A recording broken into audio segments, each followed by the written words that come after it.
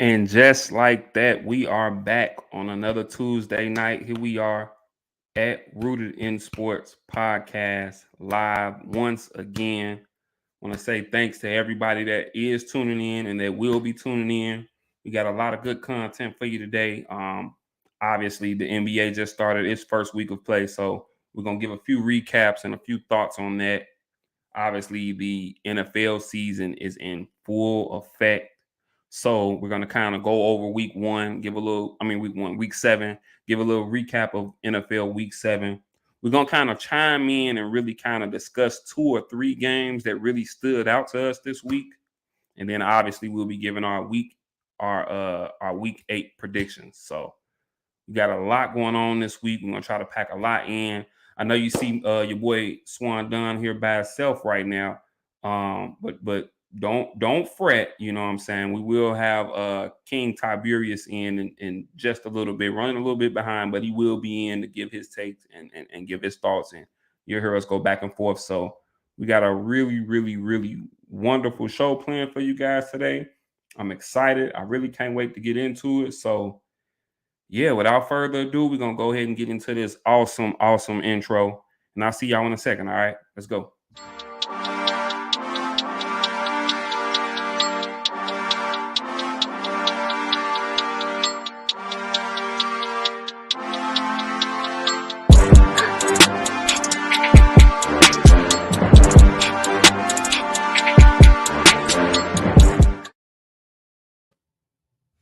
And there it is, just like that. We back, man. I don't care what nobody say. I love our intro. I don't care what no one says. It's dope. The beat is dope. The vibe is dope. Gets me going.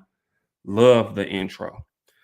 But as I said, we're gonna definitely get into some NBA. Actually, as a matter of fact, I think I might jump into that first. And then once Kenny gets on, we'll definitely get into the NFL Week 7, get our recap. We're gonna chime in on a few games, and then we'll give our Week 8 predictions. There was some really, really interesting stuff going on this week in the week of sports in both the NBA and the NFL. A lot of crazy outcomes in the NFL. A lot of surprisingly good starts in the NBA. A lot of not so surprising bad starts in the NBA. And so actually I think I might start there. Actually the NBA started exactly a week ago today. It started last Tuesday. So every team has played at least 2 to 3 games. I think Milwaukee's the only team that's only played 2 games. Every team has played at least 2 to 3 games. So just a couple of the things I just wanted to really talk about a few of the things that really have stood out to me so far during this first week of NBA action. So I guess I'll start with the biggest elephant in the room, what probably has to be the biggest story in the NBA right now, and that's the lack of good play of the winless Los Angeles Lakers. So let me start by saying this. A lot of blame goes directly toward the obvious individual who hasn't been playing well, who hasn't been playing up to the standards that we know of him since he's been in the league, and that's Russell Westbrook. And I'll get to him in just a second. But before I do that, I want to actually point out as old King Tiberius gets in here. What's going on, bro? What's up, man? Can't call it, man. Huh. Just getting into this NBA week 1. And the first thing that I was just gonna get into was the Lakers and their struggles. And Mhm. I was just gonna say before I get to Russell Westbrook, because I'll say what I have to say about him. But before I get to Russell Westbrook, let me first start by saying that he is a huge problem in the midst of a slew of issues that the Lakers have. I think that blame for the Lakers and the play that they have right now, the reason why they're winless thus far, they're 0-3. I think you have to really start from the top and let the blame just kind of trickle down. I Right. think Rob Pelinka, the Lakers GM, who in the offseason they signed to an extension, I think that he's done a terrible job at constructing this team. Um, the experiment, even just looking at their games, the experiment of LeBron James and an Anthony Davis and a Russell Westbrook in itself was going to be a hard fit. But then when you add the fact that you got those guys and you couple that with the fact that they don't have any shooters, and when I say any shooters, I mean they don't have any shooters. They're literally shooting the worst percentage from three right now in the NBA, and that starts with the team and them. Rob Pelinka putting a team together to really surround these three great NBA 75 players and make the best of their abilities and what their strengths and weaknesses are. And he hasn't done that. You know, he got guys like Lonnie Walker, Patrick Beverly, one of their better shooters from last year, Malik Monk, he let walk. They didn't re-sign Carmelo Anthony. Kendrick Nunn, who has been known to knock down the open shots throughout his career, he started the season shooting it pretty bad, and thus he's almost been he hasn't even really been getting a lot of time this year because between Beverly and Westbrook and then Lonnie Walker, they've been really getting all the minutes at the guard positions. So there's a ton of blame to go around. And then before I toss it to you, Anthony Davis has not played up to that 2020 bubble Anthony Davis at all. And that's the AD that they need. The Anthony Davis that we're seeing right now is a little bit of an imposter. He doesn't really want to get well. He's never really wanted to really get down low and bang. No, he never has. He's always kind of wanted to be a little more of a finesse player, but I don't know if he's not healthy or I don't know if there's still that fear of him having an injury. But I mean, and it's crazy to say that for a guy who thus far this season is averaging, I believe, about 21, 22, and 10. But if you watch the games, I don't know. It's like he's just playing. Um, it's like he's playing with a lack of heart. It's almost like he's not extremely aggressive. Like going through the motions a little bit. He's going through the motions. That's the term I'm looking for. It's like he's just going through the motions, man. So yeah, that's. I don't know how you feel about the Lakers, or if you've been able to catch them, but that's one of the things that stood out to me in week one so far. Well, I think the thing about the Lakers right now is, first of all, neither you nor me projected them to be. We did our Western Conference top 8. They weren't in our top 8. Neither of us had them in the playoffs. Yeah. And I think this is just kind of validating what we already felt. Even though they improved this roster from a defensive standpoint, because if I'm not mistaken, what I want to say top 5, top 10 in defensive efficiency. Thus far, they have been defending pretty well. Yes, right. Which you got to give Darvin Ham credit for that, and then maybe some of the pieces that Rob Pelinka was able to add. And obviously, they got Patrick Beverly. Mm-hmm. But with how the West is shaping up right now, it's almost like for them to really compete with some of these teams down the stretch, it's going to take an act of God. And I argue with Lakers fans all the time because, in their mind, we're just going to trade for Buddy Hield, or we're just going to trade for Jordan Clarkson or this person. I said, but here's the thing. The Lakers don't have any capital. Yeah. And they don't have any player outside of AD. And from my understanding, they're hesitant to move him outside of AD. They don't have any player that the league is just beating down the door to get. They have no leverage. So it's almost like you want another team in the league to be like, okay, here, LA, we want you guys to be good. Here, take this person. We'll take Russ. And we'll take a 2026 and 2027 first-round draft pick. Like that means anything. And then beyond that, they're still playing Russ, and he's consistently having this bad play. And so his value is just decreasing and decreasing as we speak, and that's not gonna help the situation either, No, I still don't know for the life of me why they didn't or haven't pulled off the trade for Buddy Hield and Miles Turner. I think those two pieces fit in seamlessly with this team, you know what I'm saying? But I guess they are so intent on holding on to those first round picks in 2027 and in 2029. And I don't know. I feel like they've been blessed to still have a LeBron James that's still somewhat in his prime, that's still playing at a high level. And I feel like they're wasting years with him right now. Yeah. I mean, and to tell you the truth, the way it's shaping up, and I think he kind of sees it. You can kind of tell with his body language that he's kind of getting to the point to where he's understanding that, this is probably it. Oh yeah. At least in LA, this is probably it. Like, we're probably not gonna win another championship because the West has gotten better and it's younger. Not only did it get better, it got younger.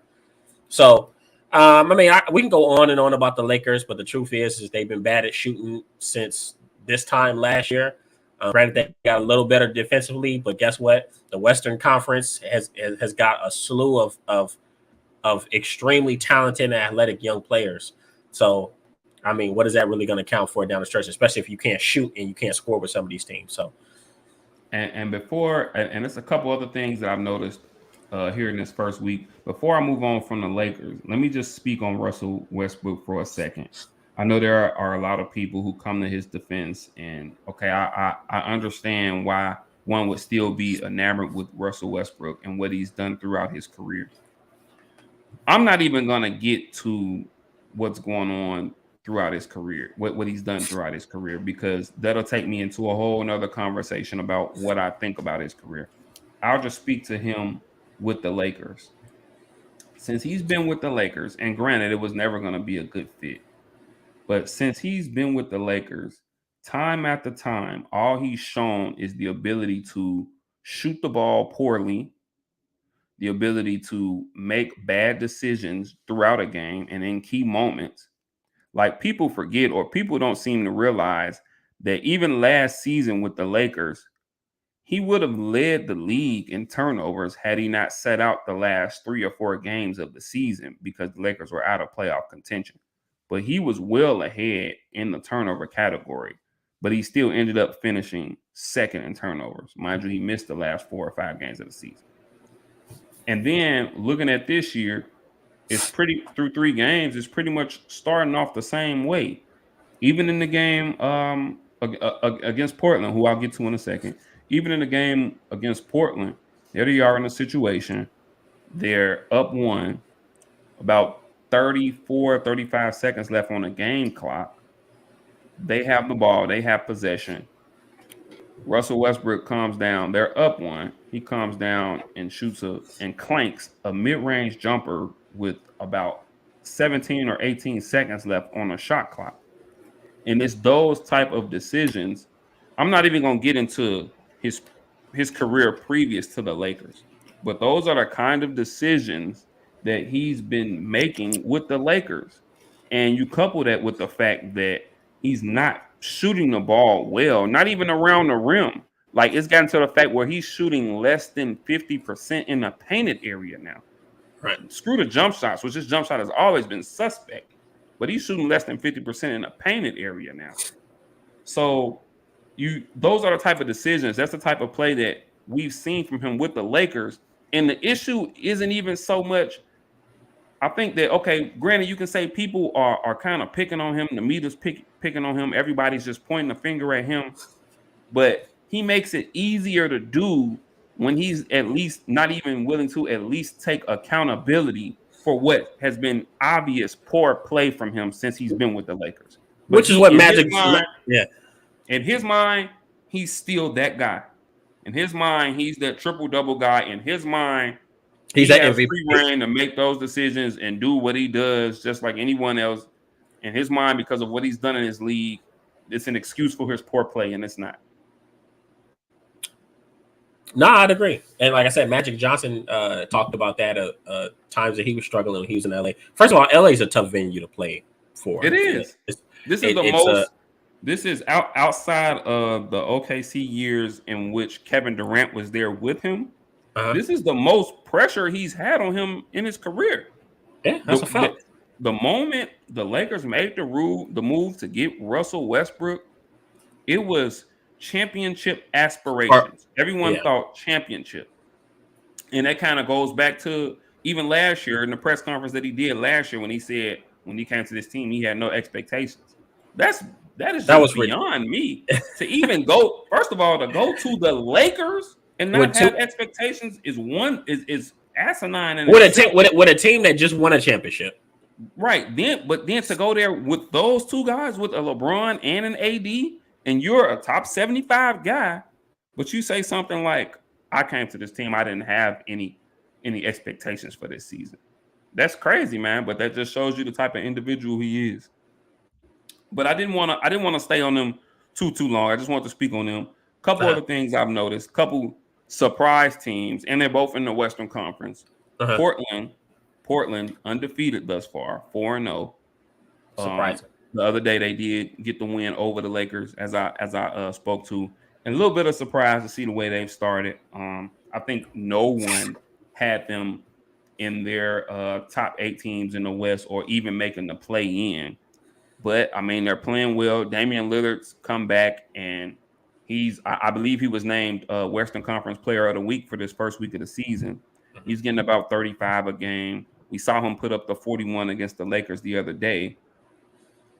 They got the kid Anthony Simmons, Anthony Simmons who playing his tail off. who Yeah.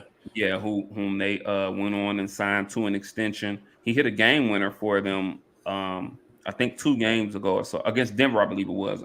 But he hit a game winner for him already this season.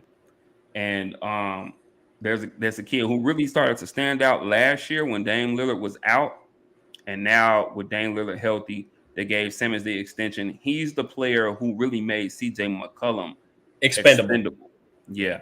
Now I still look at them. I still see the same situation. It's just like a Dame and CJ McCollum situation now with him and Anthony Simmons.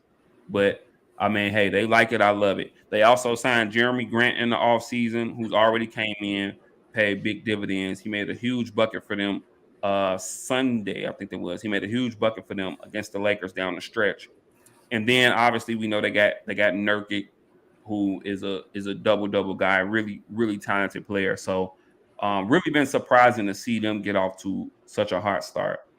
And then another team out west, the Utah Jazz, man, they finally lost yesterday, so they're 3-1 now. They finally lost the game yesterday, but really surprising to see them get off to the start that they've gotten off to.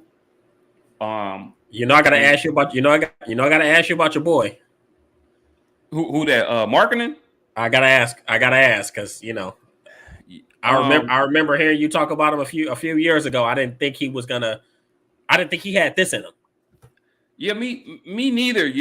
When he came out of Air, obviously my Bulls drafted him. I think he was the number 4th pick, if I'm not mistaken, a few years back out of Arizona. And obviously he was a talented guy. He's a big who can absolutely stretch the floor. When he wants to, he'll get in there and rebound as well. My knock on him was always that he just wasn't quite tough enough for me, even though he'll have his days, he'll have a game where he'll go down there and he'll get 12 or 13 rebounds, and then he'll come back the next game and he'll have 2 or 3, and that's the type of inconsistency we've seen from him. He could always shoot the ball, he could always stretch the floor, but I think him having an opportunity to play overseas and kind of play, a little bit of world ball this year, Toughen him and up a really, bit. I believe he played.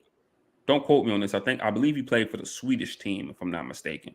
But him really having an opportunity to kind of be that guy, to be the man, to be really looked upon to score, and to just kind of play, through the summer, throughout the year, stay in shape, is really seen to pay dividends for him so far through this first week of the season for the Utah Jazz.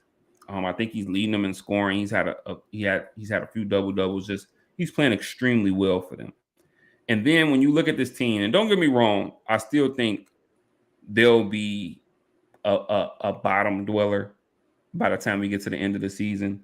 They will definitely be in the running for the French kid Victor Wembanyama, who by all reports will be the number 1 pick next year, and rightfully so. But I think that they're gonna go out and fight. When you look at their roster, they do got some really solid veterans like a Mike Conley, like a Jordan Clarkson. I forgot they still got Rudy Gay stashed on the bench over there. So they got some veteran guys to go along with some of the young talent they brought in with the Markin and with the Colin Sexton. They And got some of these guys may get traded soon, though. Yeah, they might. But when you consider that they do got some sort of veteran presence to go along with some of these young guys, they're going to come out and fight. You know, they're not just going to roll over for anyone. And so I think those thus far, those are kind of been the three things that have stood out to me: the play of the Lakers, the fast start from both Portland and Utah, two teams that I think everyone just thought would kind of be toward the bottom of the Western Conference, but they jumped out strong. Well, I'll tell you one team that I like in the Eastern Conference. I'm loving what Cleveland is putting together.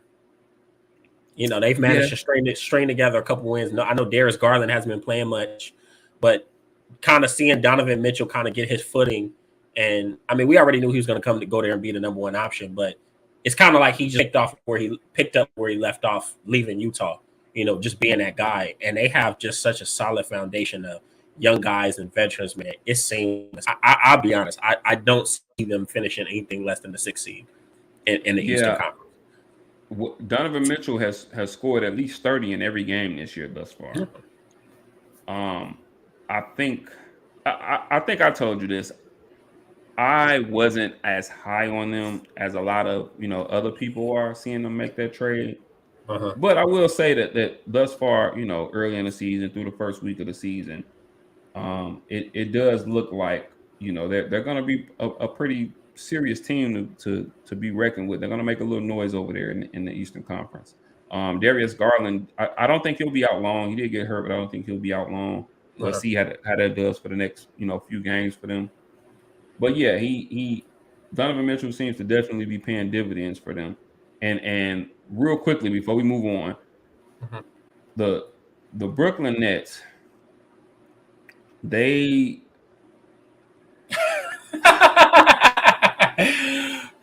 I'm always big on this team. Admittedly so. I always kind of come up with some sort of excuse for them. I must admit that I do that, but man, if they don't learn how to play even some resemblance of defense, if they don't get another a big in there, a true big in there, they're gonna struggle, man.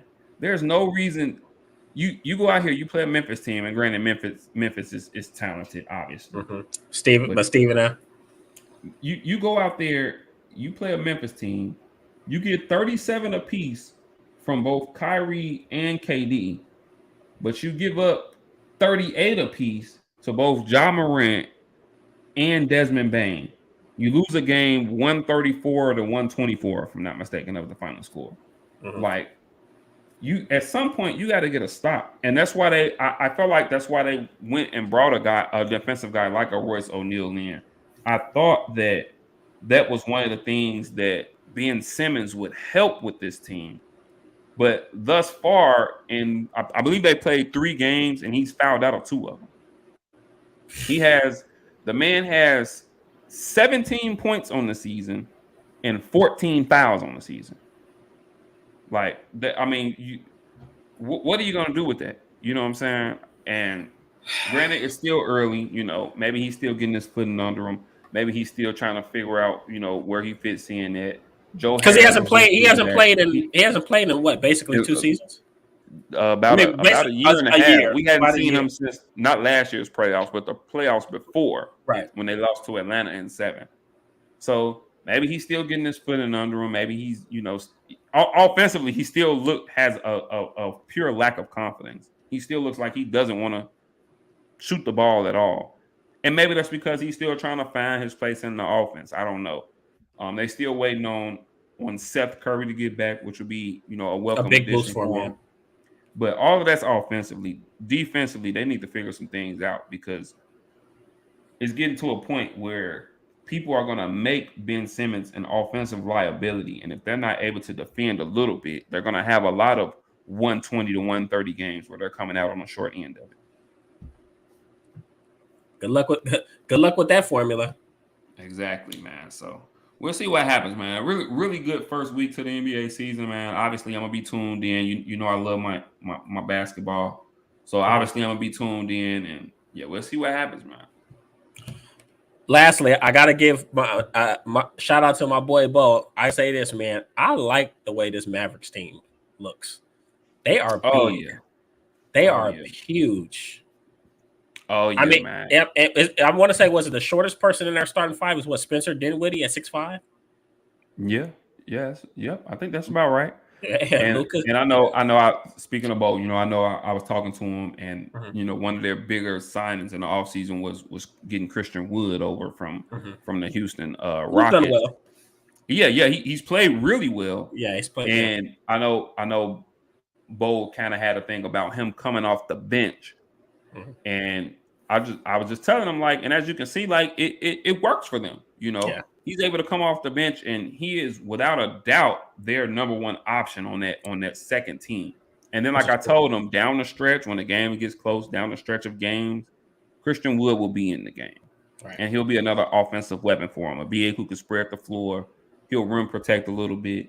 So I mean, yeah, the Mavericks will be right there toward the top of the West. They'll be Top top 14. 4 or 5 seed. They'll be right there.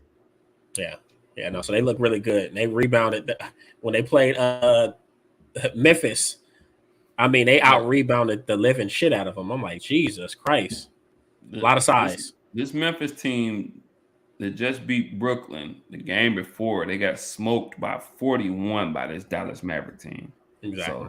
So That should show you how good the Dallas Mavericks might yeah, be on oh both yeah. ends of Look, the I floor. mean, Luka's just as good an MVP candidate as anybody in the league, and yeah, they're gonna be right there in the end. And lastly, the Nuggets are finally playing complementary basketball.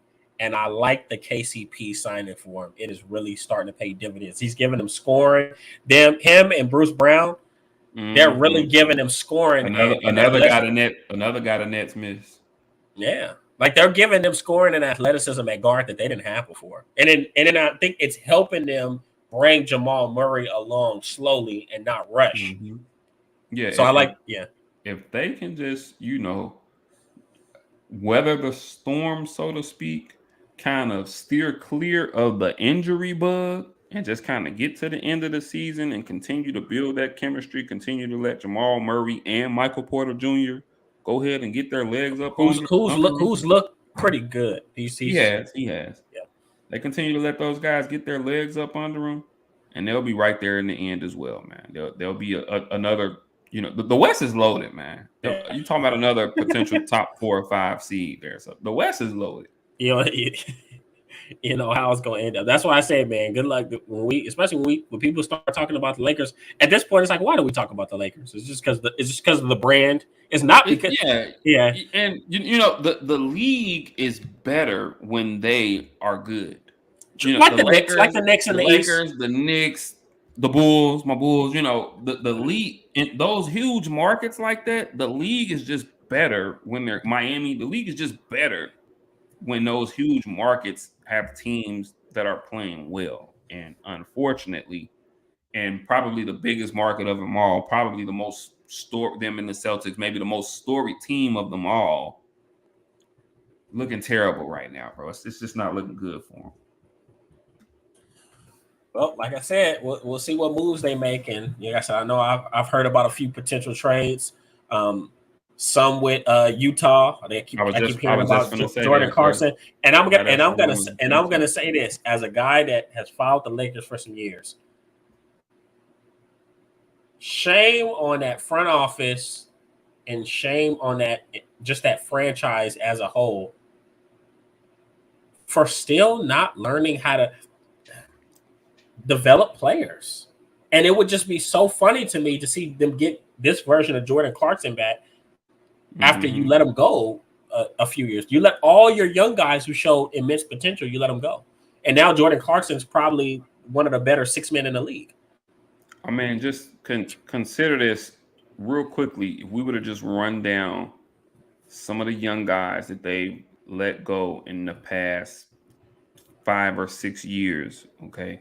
All of them have found their footing, literally. Brandon Ingram, Julius Randle, D'Angelo Russell, Jordan Clarkson, Josh Hey, Hart. say what you want to Did I, say. did I say? I don't know. Did I say Lonzo Ball? I don't know if I said Lonzo. I You didn't mean, say you might have said him. Say what you want to say. Larry Nance Jr. has found his footing Larry and he's found Nance his footing. Jr. Yep. All Alex Caruso, all of these guys. What would the Lakers give to have that crew back right now? Okay, so hey man, but they gave Yeah. Rob Pelinka an extension, so what can I say, man? But hey, we'll see what happens, man. Hopefully they kind of figure some things out, round some things together. Hopefully they can find some sort of free agent or some free agent shooter that's just sitting at home doing nothing, and who knows, man. Well, they're gonna need look. Well, they're gonna need something.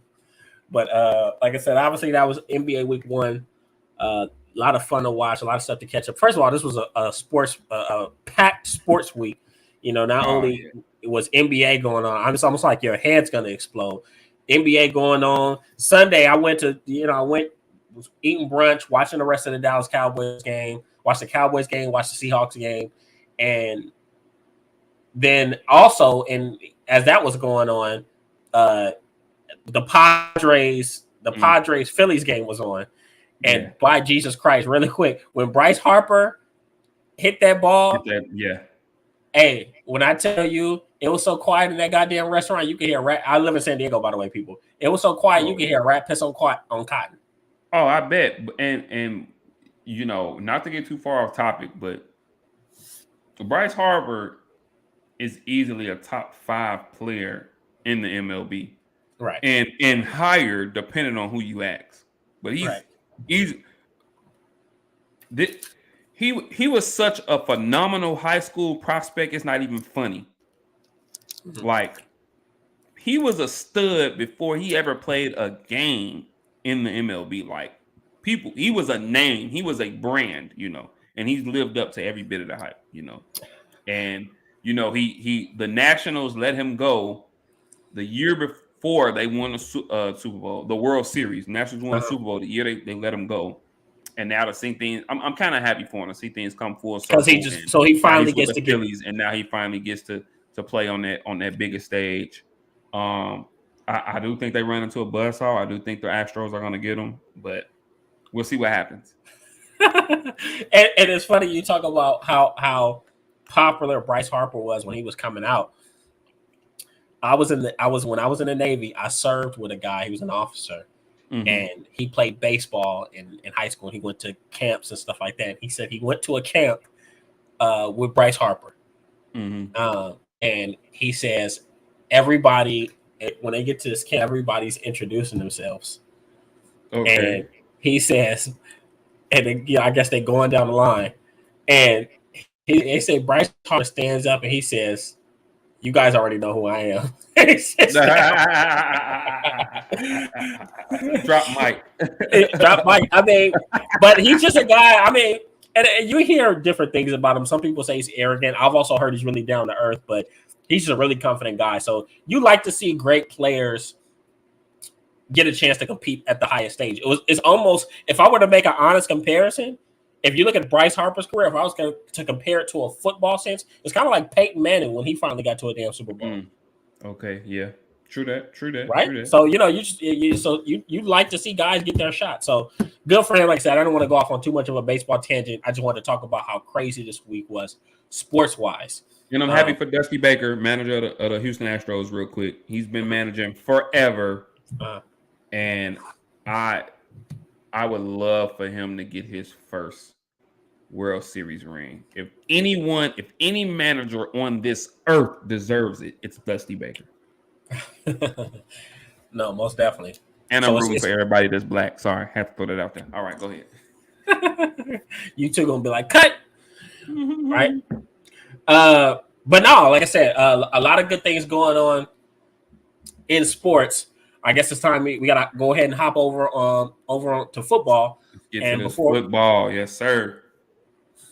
before we get into this recap and this predictions, we had this wild, to me, kind of I hate to use the word unnecessary, but we had this trade of Christian McCaffrey. The Panthers traded him to to the San Francisco 49ers. Apparently, they were kind of playing the 49ers and the Rams against each other. The Rams was on, they were kind of going through hell and high water to add him to their roster. They need a running back. They need to develop more of a running game, and they weren't able to do it. Obviously, San Fran kind of came out on top. They gave away a bouquet of premium day 2 picks just to get him. They didn't give up a first, but they gave up multiple. I want to say multiple 3s, and I think they gave up a 2.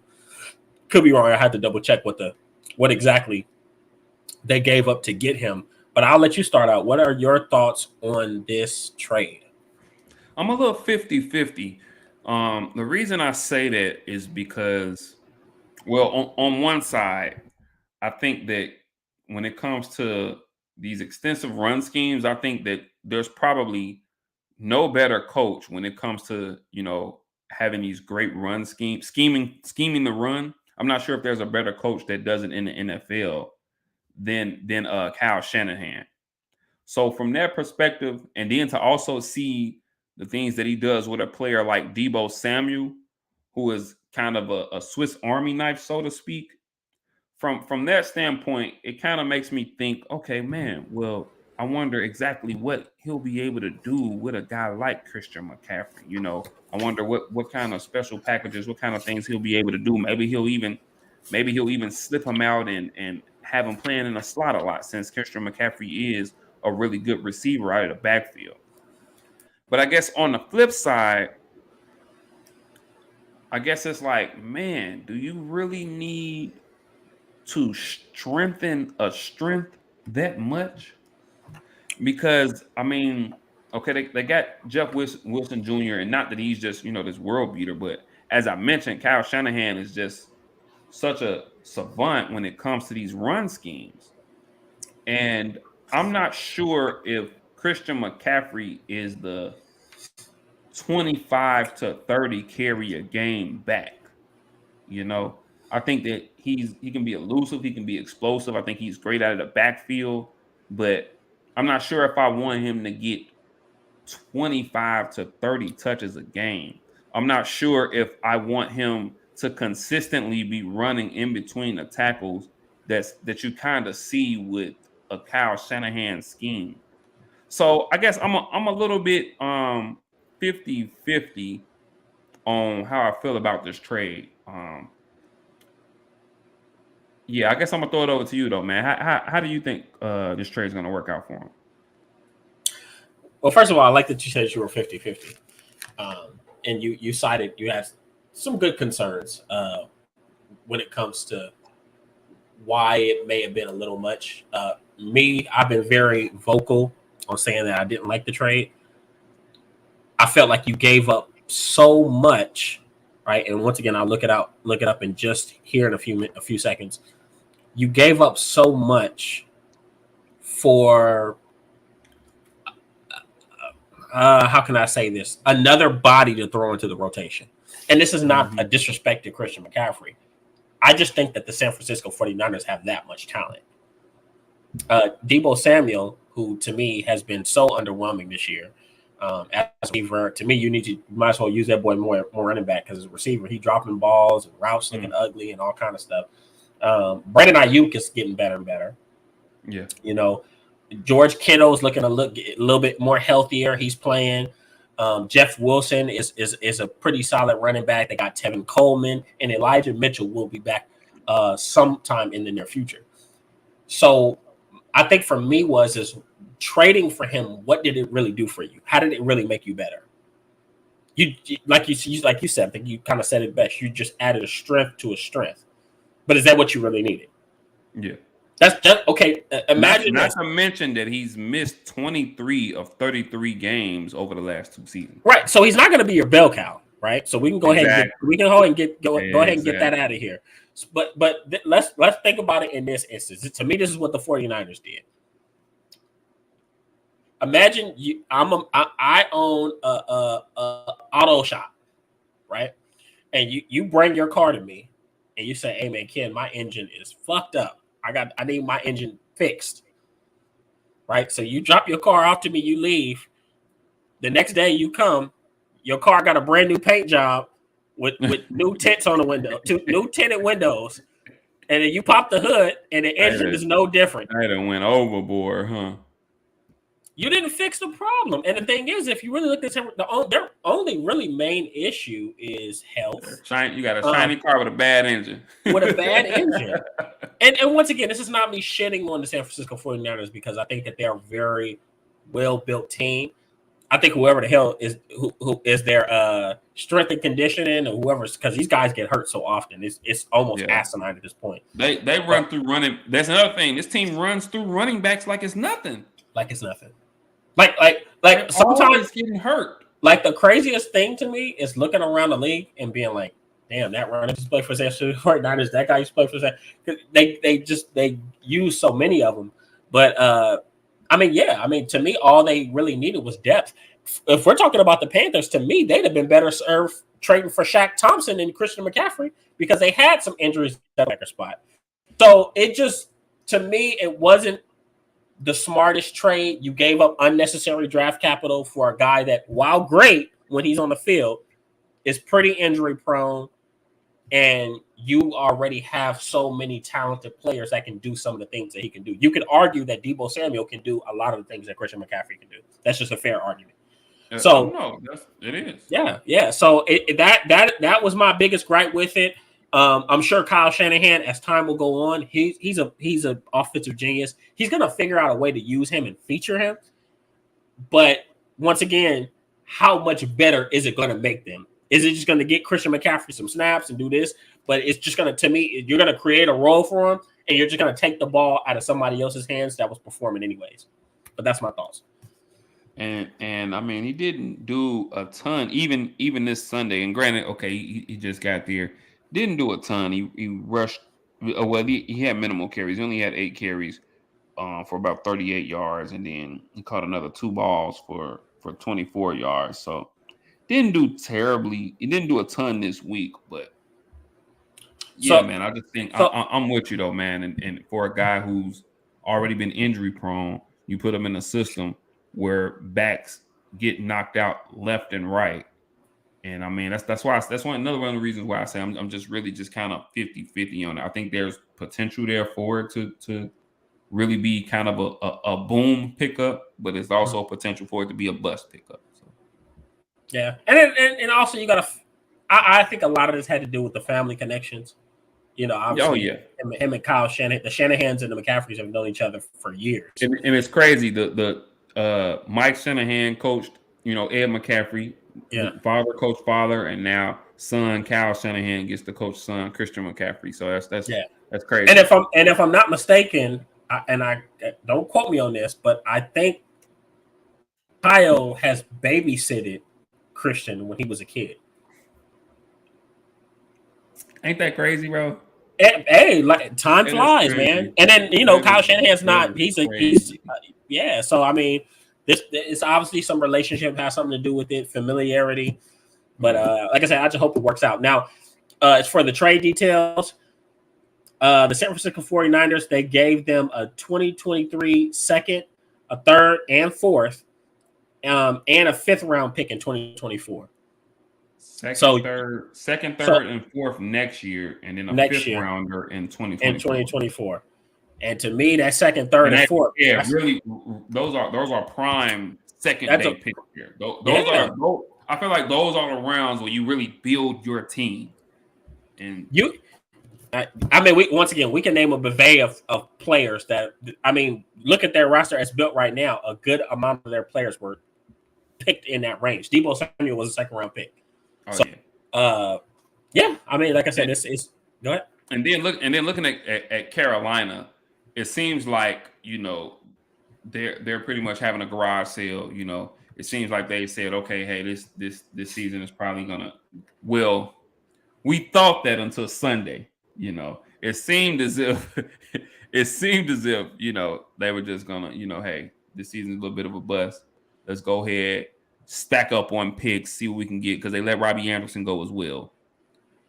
So it seemed like they said, hey, we're just gonna see what we can get for these guys. Let's stack up on picks and work toward the future and look toward next year's draft, a big quarterback heavy draft.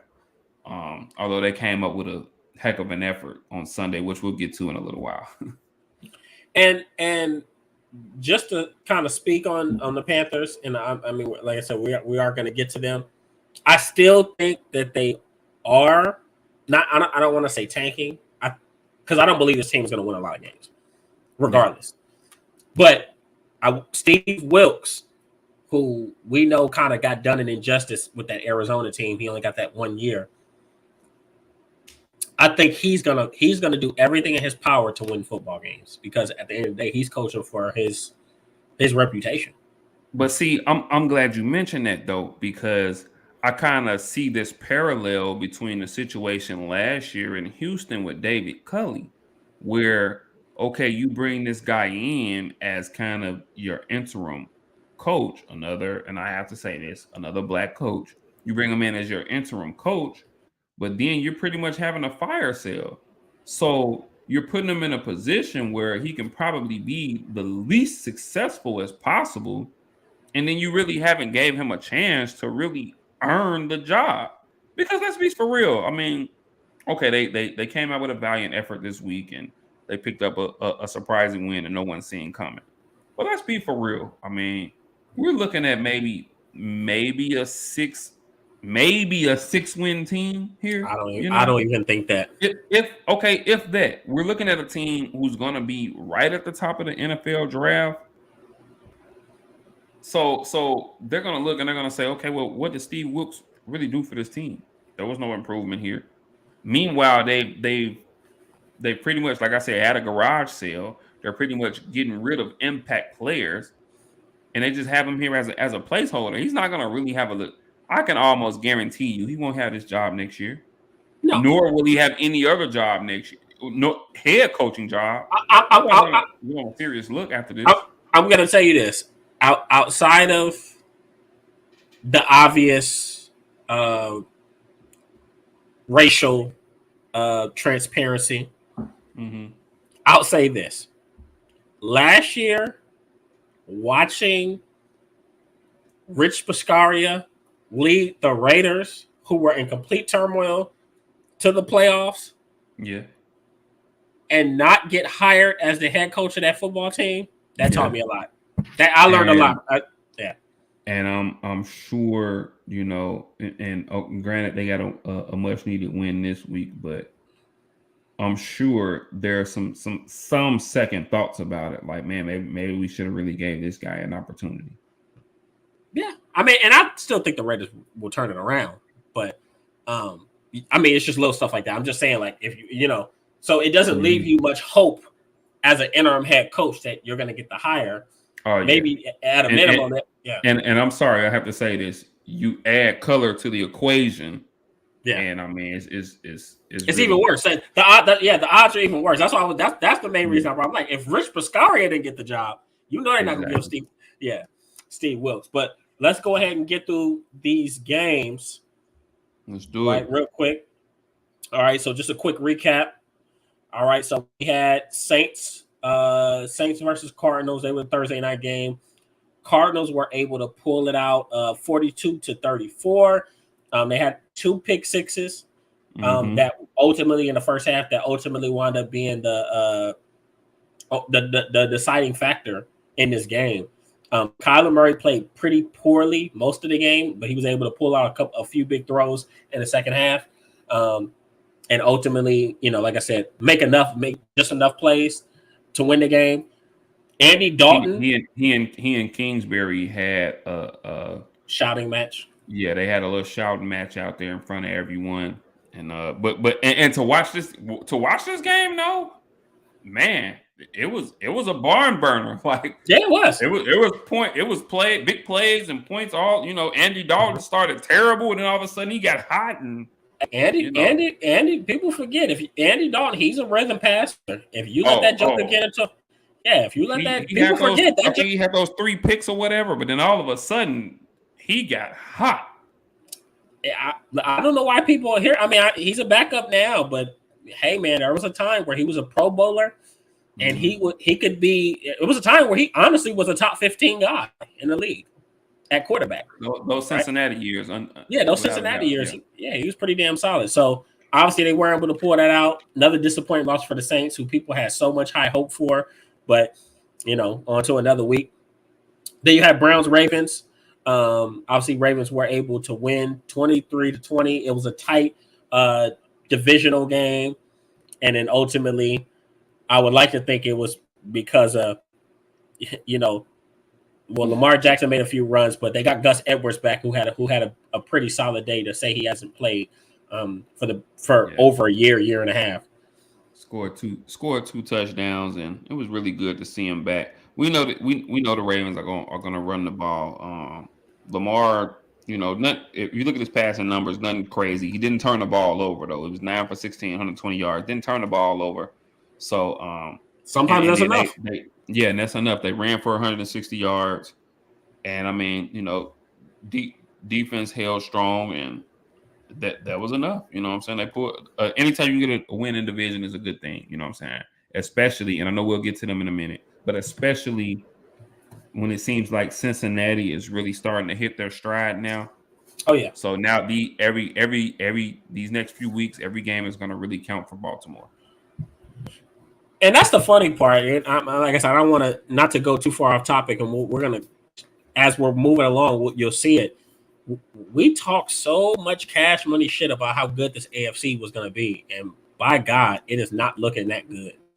And Yeah. you're seeing a lot of these divisions that are like, man, The NFC West. We thought the NFC West was just going to AFC be. West. I'm sorry, AFC West. Excuse Yeah, me. no, We thought it's the easy to AFC mix up. West. Easy to mix up. Yeah, Yeah, we thought the AFC West was just far and away the best division in football, and now we're looking at these teams, and it's it's look, two, it's two of them are under 500, and now it looks like it's clear, and we'll get to it in a minute. It's clear who the best team in that division is, without a right, doubt. right, and I owe them an apology too. Yeah, So then next we got Buccaneers Panthers. The Panthers surprisingly won this one 21-3. Buccaneers just looked sloppy, uninspired. They couldn't run the football. And then eventually their defense gave up a few plays. And the Panthers look like a team that didn't have shit to lose. they So they did, just went man. out there. They just went out there swinging. My boy PJ Walker, is it PJ Walker who was Yeah, in the he was the XFL? MVP, and I think he was the MVP or something in the Yeah, XFL, something like that. Yeah. yeah, and he looked pretty good. He had one or two touchdowns he threw to DJ Moore. Mm-hmm.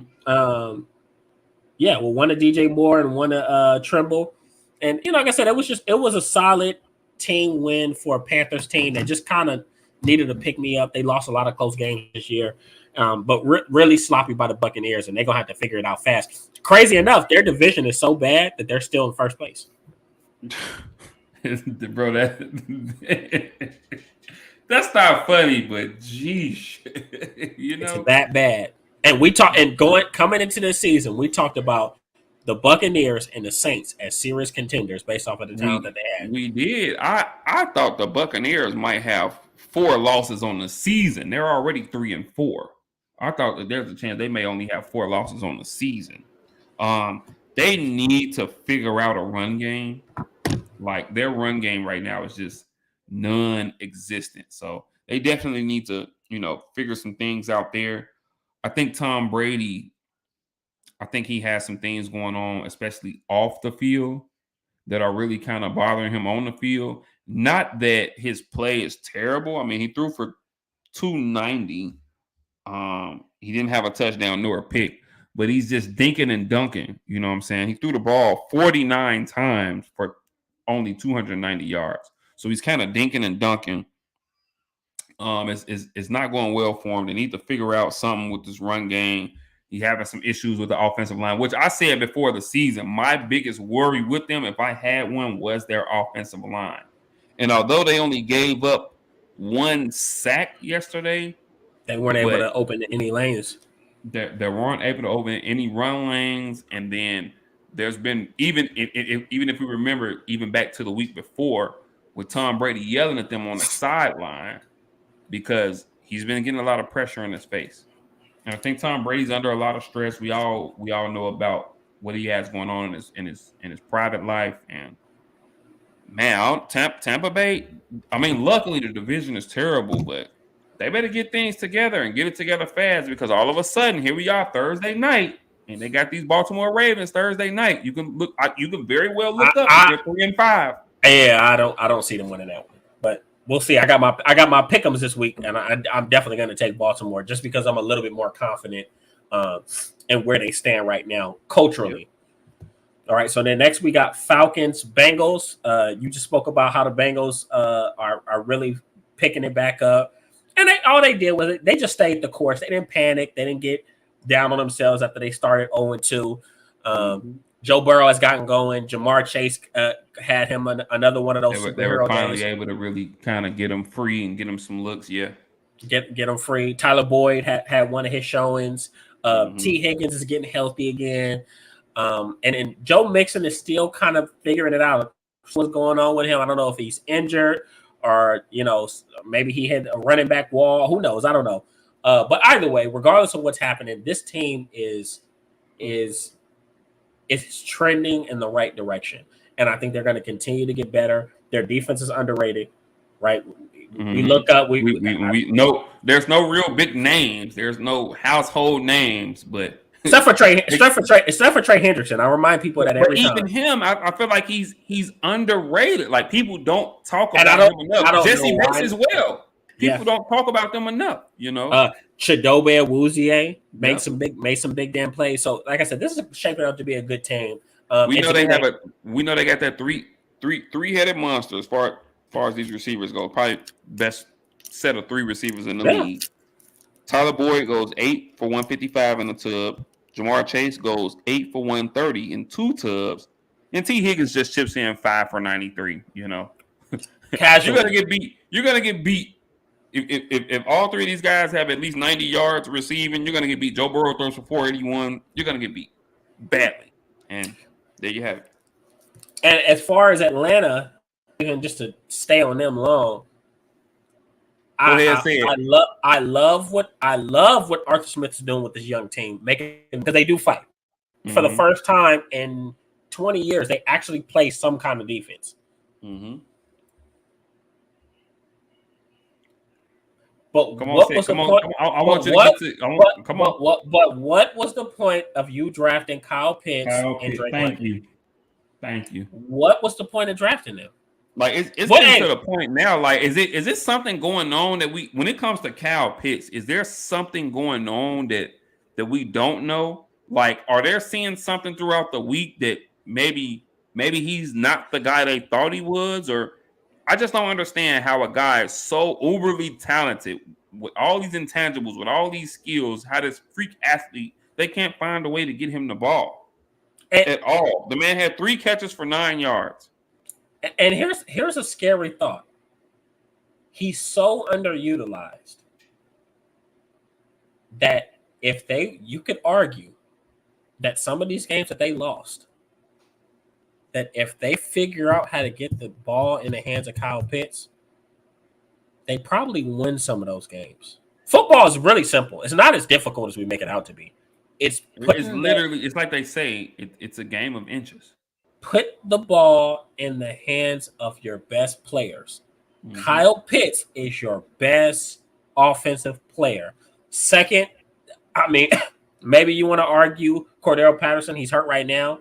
Drake London is easily. Obviously, when they get Ridley back, obviously Ridley, is a guy. But for right now, I mean, and I don't know if it's Marcus Mariota's limitations, but as a head coach, how do you step up at the podium every single week and you have to explain to people why the highest drafted tight end in NFL history? I want to say he's he's the second to have 1,000 yards in his rookie season, second or third. Yeah. Mike Dicker was the other one, and you can't get him the ball. You can't get him the ball. Like, so, especially in the red zone. Do you know? In 2 years? It's 2 years. Do you know this guy has 2 touchdowns in his career? He does. The man had only had 1 touchdown last year, and he finally scored a touchdown last week this year. The man has 2 touchdowns in his career. Hey, look, I see. I feel wholeheartedly. I could never understand it because I had never been in that situation. But now watching this situation, I understand why Rico felt the way he felt on Paid in Full. Whoa. He said, "Hey, no, look." He said, "What's the point of having soldiers if you're not going to use them?" Oh my goodness. Hey, but no. Hey, valid point, man. They. What they there for? I You agree. know, I agree. Waste of a pick if you're gonna do it like that. wait, what Drake London as well. Um, Yeah. so then we got Lions Cowboys. Actually, a really good game, really good defensive game. The Lions came Yeah. out, and I I had a don't think feeling the they would. score really tells the story of this game, though. No, Like it was even in the fourth quarter, I believe it was a 10-6 game in the 10-6 fourth game. quarter. Yeah. Yeah, and the Lions came, and to tell you the truth, man, they did what. Because first of all, I'm not down on this Lions team. I actually like this Lions team. Mm-hmm. I watch Hard Knocks. I love the coaching staff. Um, they came and they punched Dallas in the mouth, and I'm actually encouraged by what I've seen from both teams. Obviously, anyone knows me. I grew up a Cowboys fan, so those are my Cowboys. But from a football sense, I really liked what the Lions did. They were able to shore up a lot defensively. They made a lot of changes. I mean, Michael Brockers was inactive, and they just signed that guy to a big contract. Um, they moved Jeff Okuda to more of like a nickel slash safety role, which actually isn't far from his skill set because people forget this. Jeff Okuda was recruited to Ohio State as a safety. So you saw him doing a lot of stuff close to the line, and I mean, obviously they ran that football with Jamal Williams and what's the kid, was it Reynolds or whatever the other running back is, but they were able to mix things up. They did some creative things offensively. The only thing is they turned the ball over, and Dallas, their defense flexed their muscles when they absolutely needed to, and that is what's kind of showing you like this could be a really great defense because they're making the plays when they need to make them. They're getting the They are a stops. really great defense. There's no clear to it. They Yeah, are a really great that, defense. yeah, and I think the thing that stands out, and this was my biggest worry for the Cowboys against the Lions. The Lions might have the best offensive line in the league, and that's like a fact. Like no, I think to this game, Jared Goff had only been sacked 7 times. Yeah. Dallas sacked him 5 times, right? And watch Yep. this, and didn't look like they're doing it. So this was probably as good of a matchup, as good of an offensive line that they're going to see, and they were still able to dominate down the stretch and make the plays. Now on the offensive end for Dallas, everybody knows Dak Prescott was back. He looked rusty. He had to knock off. He had to get some game experience because obviously had his thumb. His thumb has been broken. He's missed 5 weeks, and he didn't play in the preseason. So this is him really getting his feet wet. So he was sloppy at first, but he was able to clean things up and kind of simplify the offense and just kind of dink and dunk and take a few shots downfield here and there. And then obviously they deferred to Zeke and Tony Pollard, and they did a pretty good job in carrying the game. So it was a good team win for Dallas. But from this Lions team, God damn it, if they could just get some players back healthy, I'll be honest, man. I really think they can win some football games. I don't see this as a 1, 2, 3 win team. If they play like they played defensively against Dallas, I think that they're gonna beat a lot of teams. And they'll get some guys like DJ Shark. Amara St. Brown just came back, but he didn't. He's really on a pitch count. He didn't play too much at all. And they still need DeAndre Swift as well. Exactly. So they'll get some pieces back, and hopefully they'll be able to win some of the games in the coming weeks. The Giants, but Kevin is like no. But not to stay on too long though. For what was statistically the worst defense in the league, the Lions did show strong. This was probably one of their better defensive outings. And for that, I think Dallas can take some solace and can be proud in knowing that, hey, we just got our starting quarterback back. We fought. It was a little tougher game than we would have liked, but we were able to knock some rust off, knock off some of the cobwebs, and at the end of the day, we did come out with the win. did get an Aiden Hutchinson sighting. Yeah, Number went number one, didn't 97. Oh, he went he? number two. He went He number went two, number excuse two. me. Yeah. Jacksonville Walker went number one, but went number two. Another sighting. I think he had 2 sacks yesterday, and I think this was the first 2 sacks he had since I believe week one or two when he had 2 or 3 then. So another Aiden Hutchinson sighting, and maybe Detroit can kind of at least defensively build off of that. Another week with Amon St. Brown back. Hopefully in the next week or two they can get DeAndre Swift back. Although I love Jamal Williams, but Oh yeah. hopefully they can get DeAndre Swift back. So yeah, hopefully they can go ahead and really kind of build because they're 1-5, but they're not a 1-5 team. No, they're not. They're not. They're not. They're absolutely not. So they'll get things figured out. And defensively, they look like they're headed in the right direction. So next we got Giants, Jaguars. Honestly, really good game by two teams that are young and talented.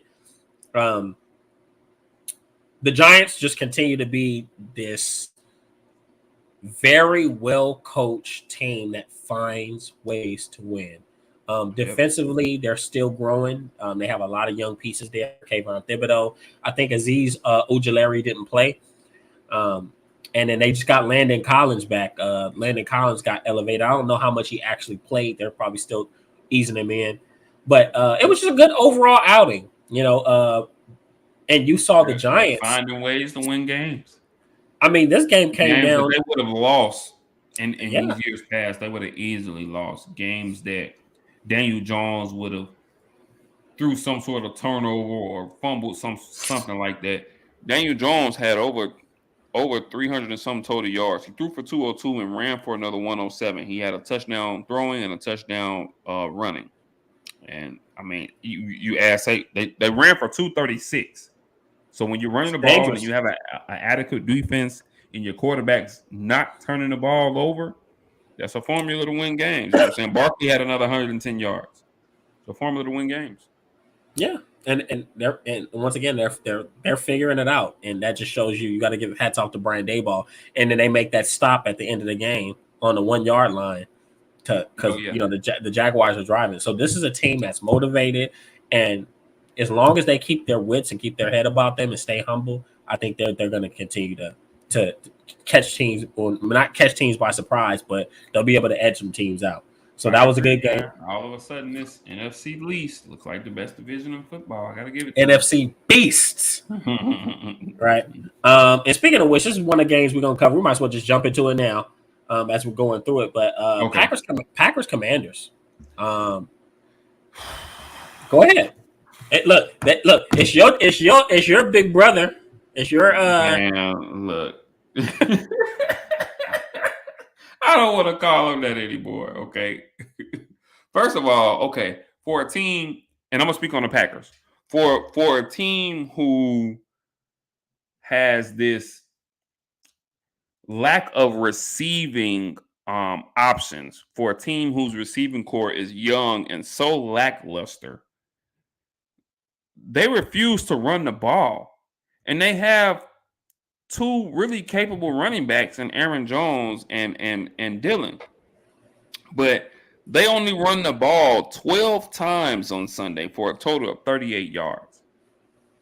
And you couple that with the fact, like I said, that they just really don't have a great receiving core. Aaron Rodgers, and I think I said this to you a couple weeks ago. It looks like Aaron Rodgers has already said the hell with this season. Like when you watch him and you look at his body language, there's no sort of enthusiasm to him. I ain't seen a discount double check one time this season. No. You know what I'm saying? He's not fired up to. He's not excited and happy to be playing football. He's not, bro. He's just out there going through the motions. And this is the game that they were in control of. Washington started really bad, like really shitty. They started really slow. But old Tyler, whatever you want to call him, Heineke, you know what I'm saying? They went ahead, took their time, they got it together, they started to string some plays together, they started to get some stops, and you looked up and boom, they had the lead and they win this thing. And now here they are at 3-4, moving forward for Washington. I'm not sure. First of all, and I'm not sure. Do you know how long Carson Wentz is out? I want to say about 4 or 5 weeks. He's not getting that job back. Yeah. Oh, and that was It, my point. He's not getting that job back. And furthermore, don't be surprised if you see him if he's not willing to accept a backup. Don't be surprised if he's out of the league. I think he will. He'll be someone's backup. But the days of us talking about Carson Wentz, Oh, they're long as gone. this And I was plus one of as those this. guys a few years back. I was one of those guys, Oh, I unfortunately. know. Talking about him as a plus starter. Yeah, we gotta go ahead and cash in, and that's done. That era's done. And he got the chance at Washington, and with a talented, with a team that has Oh receivers, yeah. has running backs, but you know, But outside of Alan Lazard, I mean, Aaron Rodgers really doesn't, and Cobb when he's healthy, Aaron Rodgers doesn't trust none of these guys, none of them. and you know something. I remember saying something on Ruin Sports Community. So one thing you guys know about me, I have no qualms about being wrong or admitting that I was wrong. I don't mind. So I remember kind of taking up for Aaron Rodgers, saying, "Oh, he can do more with less." And I said something of the sort. I want to say about a year ago on Ruin Sports Community, and I got caught out for it. And I fought. I pushed back against it. But I think what we're seeing now is kind of showing that person that, kind of caught me out was right. It was both. And because what we're seeing and what I had to realize was everyone really had developed any receiver. Can you hear me? Yeah, I hear you. Can you hear me? Yeah, you're like you're really frozen, bro. Oh, can you hear me? I can hear you, but you're choppy, and then your video is a little frozen, but Oh, you're snap. choppy right now. Oh, wow. Okay. Can you hear me now? But yeah, go ahead though, go ahead. You're a little choppy right now, but go ahead. Okay. All right. We're going through. I was saying Aaron Rodgers has never really had to develop anybody. He's never had to develop a receiver. If you think Oh about it, yeah, when he gets there, Donald, when it's at Green Bay, or when he finally gets a start job, Donald Driver's still there. yeah, and then And you he have goes guys on to like Greg Jennings and Jordan James Nelson, Jones, James Jones, and Devontae Apple. and then they draft, and then remember they draft Randall Cobb. Randall Cobb out the gate makes a Randall Cobb comes in the league ready. And then Devontae Adams was that young kid that had to scratch and claw his way because he wanted to be the guy. So it wasn't so much that Aaron Rodgers developed him; it was that Devontae Adams really wanted to be the guy. So I'll say all that to say is now he's in a position where he has younger guys, or people that kind of need that push, and he's not able to get them where they need to get. To me, Adam Lazard is playing the best he can. Oh yeah, And there's nothing wrong with it. You hats off to him. I think he's playing really solid ball, but they need a guy. They need a guy, somebody that can really take control. That's what I was hoping they would hopefully do something DJ Moore. maybe they make a move for OBJ. Possible, but I guess I can see. But I mean, to me, they need more urgency. So you need somebody to play now. Am I lost on the phone? Bro, you're I don't know if you can you're breaking up really bad, bro. But yeah, I mean, like you said, I mean, Elijah Moore, or even like I said, even if they can make a move at a Odell Beckham Jr., you know what I'm saying, and hopefully, I'm not sure what his timeline is to be coming back from this injury, but we know he's still a free agent. Even if they can make a move for him, I mean, that would be, excellent for the Green Bay Packers. Sorry, guys, you know what I'm saying? Obviously, technology is a mofo. having a few technical difficulties, but obviously we'll get King Tiberius right back in, and we'll get him so you can hear him and hear what he has to say, because we definitely want to hear what he has to say. But yeah, man. I mean, I think that was obviously a fairly surprising outcome to see the Washington Redskins beat the Green Bay Packers there. Let's see. We're gonna keep on going with our recap here. The Jets and Broncos. The Jets did beat the Broncos 16-9. However, this win was a little costly for the Jets, and I'll start there. They ended up losing Breece Hall for the year with a torn bicep.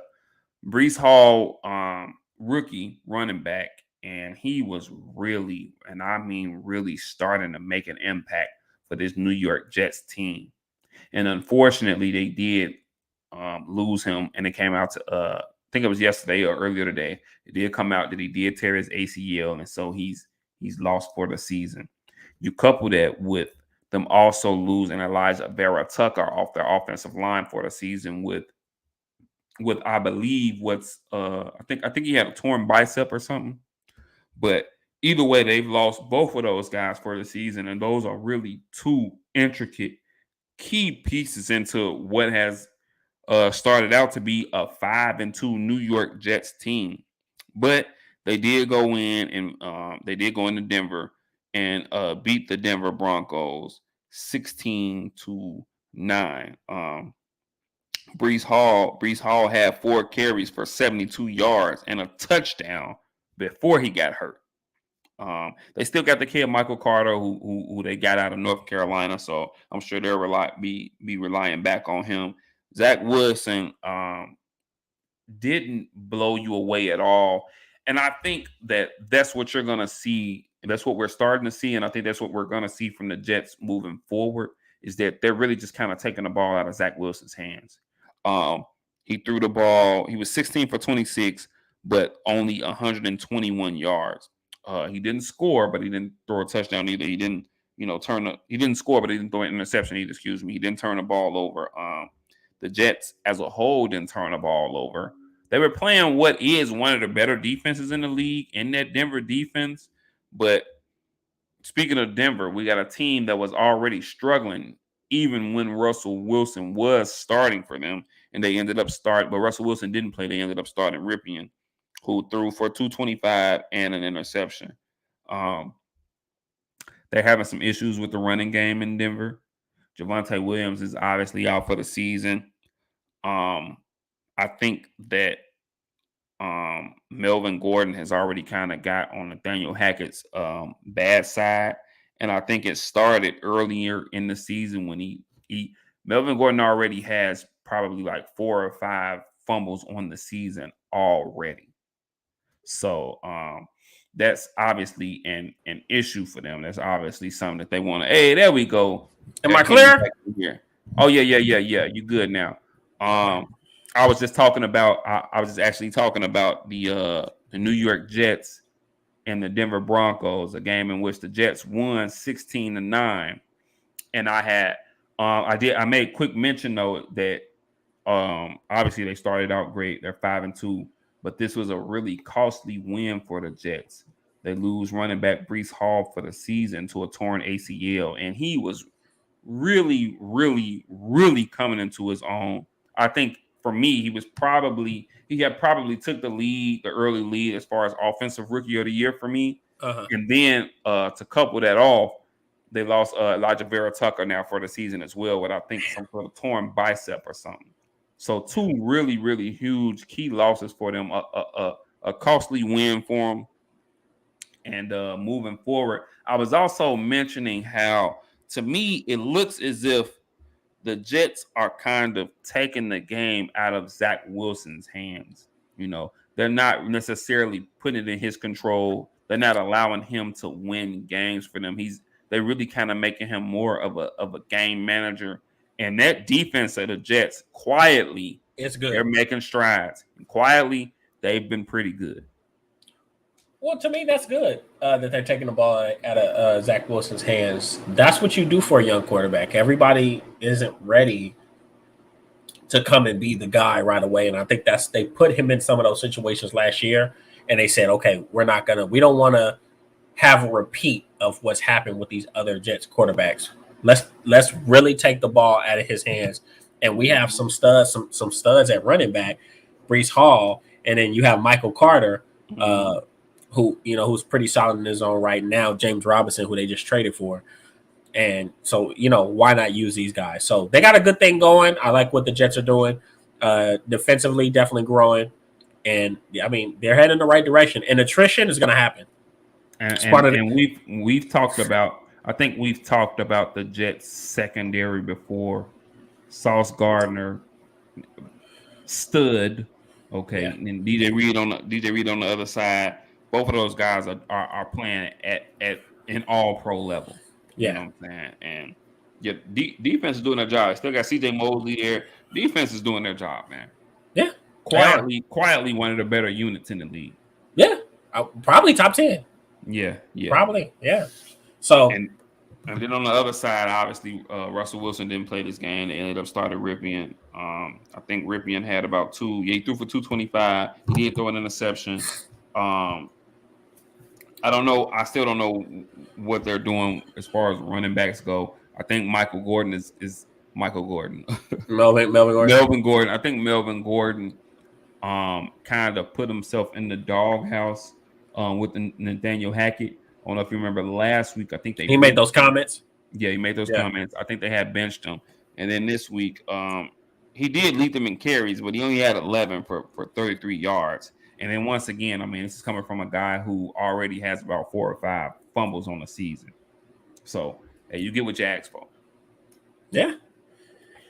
This team is a mess, and a whole mess. It's a mess, and that's the NFL for you. It's nothing's promised. So I'm sure they was, in the offseason, they signed Russ. I'm sure they was already designing the Super Bowl ring. They was probably going out to eat dinner, and they was just enjoying the hell out of this thing, and it just hasn't materialized into anything great. I think Nathaniel Hackett's going to – I keep saying it every episode. I think he's going to be a first year. He might not – look, if they continue to lose how they've been losing, he might not make it through the season. That's how bad. That's how bad I think they want to fire him. So, and as we said before, man, some guys are just meant to be coordinators, and there's nothing wrong with that. Yeah. There's absolutely nothing wrong with that. So, yep, sloppy game. Just were able to pull it out, and the Broncos on to next week. So then we got this next game that we said we were going to jump into a little bit. Chiefs 49ers. Yes. I'll say what I say. I say what I kind of similar to what I said earlier. The 49ers is almost like,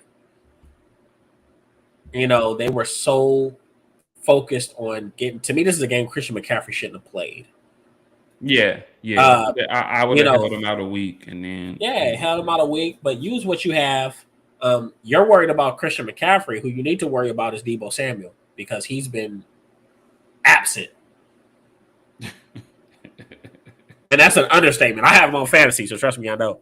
But to pay a guy that type of money for the type of production that he's giving them, the drops that he's having in critical moments, he's struggling. Offensive line wise, they've dealt with some health issues, and defense, honestly, on both lines, they've dealt with some health issues. So now they're starting to get guys back. But I mean, I'll be honest, this team has some real worries. And in a team that we're going to talk about here pretty soon. But they have another team in their division that's not playing. It's not going to sit there and play around with them or lay down for them. So they're going to have to get healthy, and then they're going to have to come up with a solid game plan of what they want to do, because even though they're a talented team, they have some bad losses. This terrible Broncos team we were just talking about, they beat the 49ers. 49ers, yep. So, just food for thought. And then they played against a Kansas City team that's well coached, self-aware. They understand what they do well. They know what they don't do well, and they just went in there and handled business. I think for me, obviously, Patrick Mahomes and Josh Allen are probably a little cut above the rest of the quarterbacks in the league, but Patrick Mahomes is one. Patrick Mahomes is undoubtedly the best quarterback in the league. And for all of those, including myself a little bit, not that I thought that, he would just be terrible, but I did think that they would struggle a little bit without, Tyreek Hill being there. But I mean, I'll be god dog if he's not proving us wrong. I mean, 423, 3 touchdowns, and an interception. Um, I mean, to watch this game and to see how he was just slinging this ball all over the field. Juju Smith-Schuster had 7 for 124. Valdez Scantling had 3 for 111. Travis Kelce had another 6 for 98. I mean, Patrick Mahomes was literally getting everybody involved. And that's really the key for this Kansas City team. And that's what he's been doing all year long for a 5-2 team, for a team in a division that we thought would be extremely competitive. But now the Chiefs have clearly shown that they're far and away the best team in this division. And it's not even close. It's not even an argument. They really are. And then as for the Niners, just a week or two ago, we thought they were heading in the right direction. But then you get a real team to come in there like the Kansas City Chiefs, and they have their way with this defense, first of all, And I mean, okay, every defense has a day where they don't show up, but they out toughed this defense. They out physical this defense. And considering that the 49ers had a top 3 defense, some would argue the best defense in the league, Kansas City's defense outplayed them. Yeah. Kansas City defense was physical. They were hitting. This was a great team win for the Kansas City Chiefs. And now the 49ers have to kind of go back to the drawing board and figure some things out because, like you said, and we'll get to them in a minute, there's another team in their division that is not playing who is as well coached as any team in this league. And I'm going to say this, and people are going to be like, oh, this Kansas City team that we're watching right now is more complete than the one that won the Super Bowl for them. That's not crazy to me because this is absolutely a better defense. I think that defense has some names and that defense made plays when they needed to. But this is a better defense. I wouldn't disagree with that as far as a complete team. Yeah, I wouldn't. And they can finally, obviously, outside of when they had Kareem Hunt, they can actually run the football right now. Oh yeah, Pacheco has really kind of been a godsend for them. Pacheco, but the crazy part we're talking. And Edwards-Helaire is coming on, and then you still got McKinnon. And then they still got McKinnon.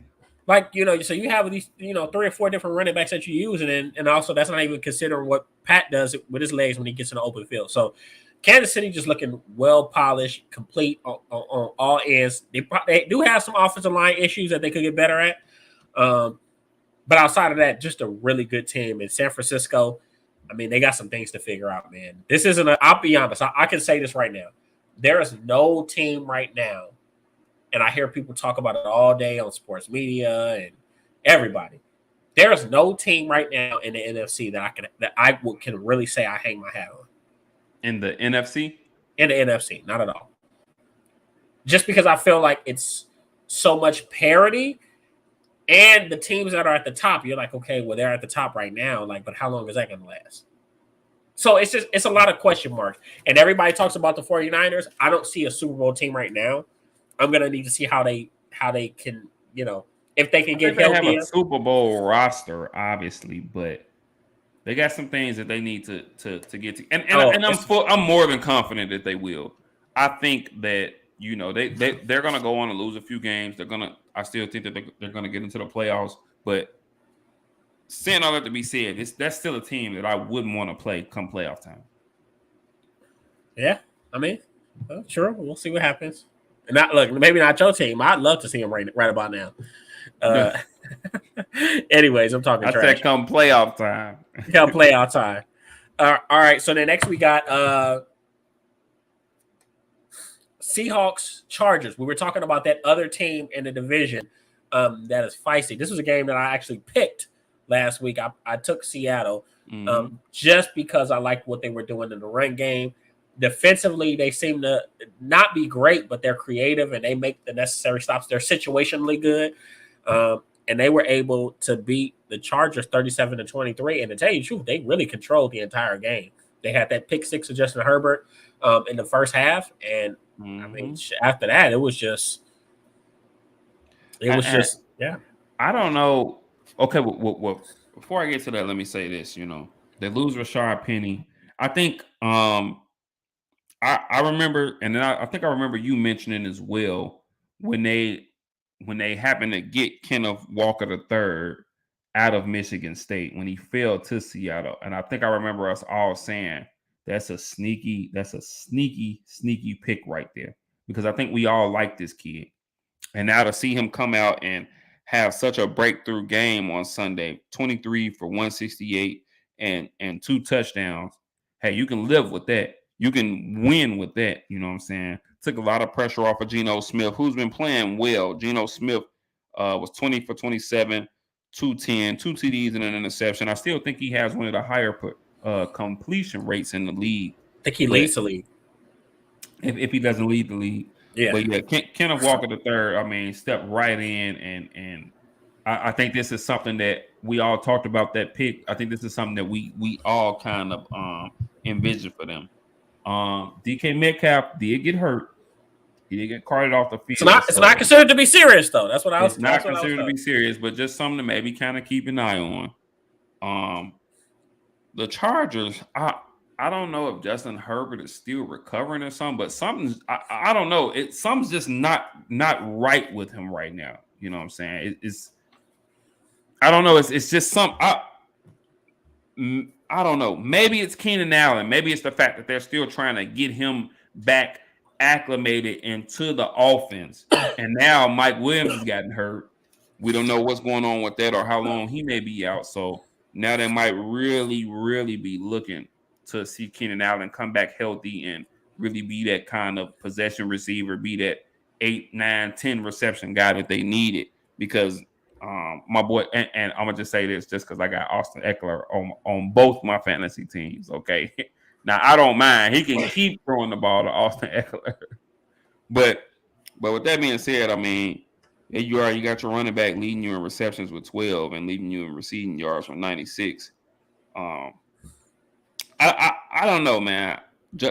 Justin Herbert, I don't know if he's, like I said, I don't know if he's still hurt. I don't know if he's still banged up in the ribs or whatnot, but I don't know. It's just something. I don't know. It's just something not clicking. And I'm gonna say this, man. And they're 4-3. The Chargers are 4-3. And I'm not saying that they won't make the playoffs. But if they continue along this path, if they miss the playoffs, don't be surprised if Staley isn't their coach next year. Oh, 100%. They have too much talent. Yeah. To me, they had too much talent last year to not have made it. That's true, but I mean, they had that game at the end of the season against Oakland. I think the game went into overtime, and I think that was the game. Once again, Brandon Staley overthinking it, overdoing it. You know what I'm saying? Trying to, because I think Oakland was gonna, and not to get too far talk, Oakland was going for a tie, and they both get in. Oakland was content with that. Yeah, but Brandon Staley gotta, he said, "I want to." Yeah. He got to be honest. He wanted to beat his chest. You know what I'm saying? And he paid the price for it. Yeah, no, I agree. The Chargers. That's why I tell people all the time. We argue a lot on Rooted Sports. Me and one of my good friends, Kevin, we had a real big spat on Saturday. But it's why I tell people you can't per usual, right? But you can't just go off of big names and big acquisitions. Because that stuff doesn't always translate to the field. You can't just throw a whole bunch of stars together and say, especially at the beginning, oh, hey, you go win a Super Bowl. It doesn't work that way. The NFL is not that simple, especially if you don't really have a solid foundation. So, looking at this Chargers team, obviously J.C. Jackson is hurt. He's probably going to be out, if not for the year, but he'll be out for a season. I think they said he's out for the year. They did say he's out for the year. He dislocated his knee, right? Yeah. And he wasn't playing great before that, right? Because Exactly. he had gotten, as a matter of fact, he dislocated his knee getting beat for a touchdown. Exactly. I hate to say it like that, but that's just the God's honest truth. And he was the humongous big corner free agent acquisition, and he just got benched. I want to say about a week ago, before this game. So Khalil Mack has probably been solid. Joey Bosa's been hurt.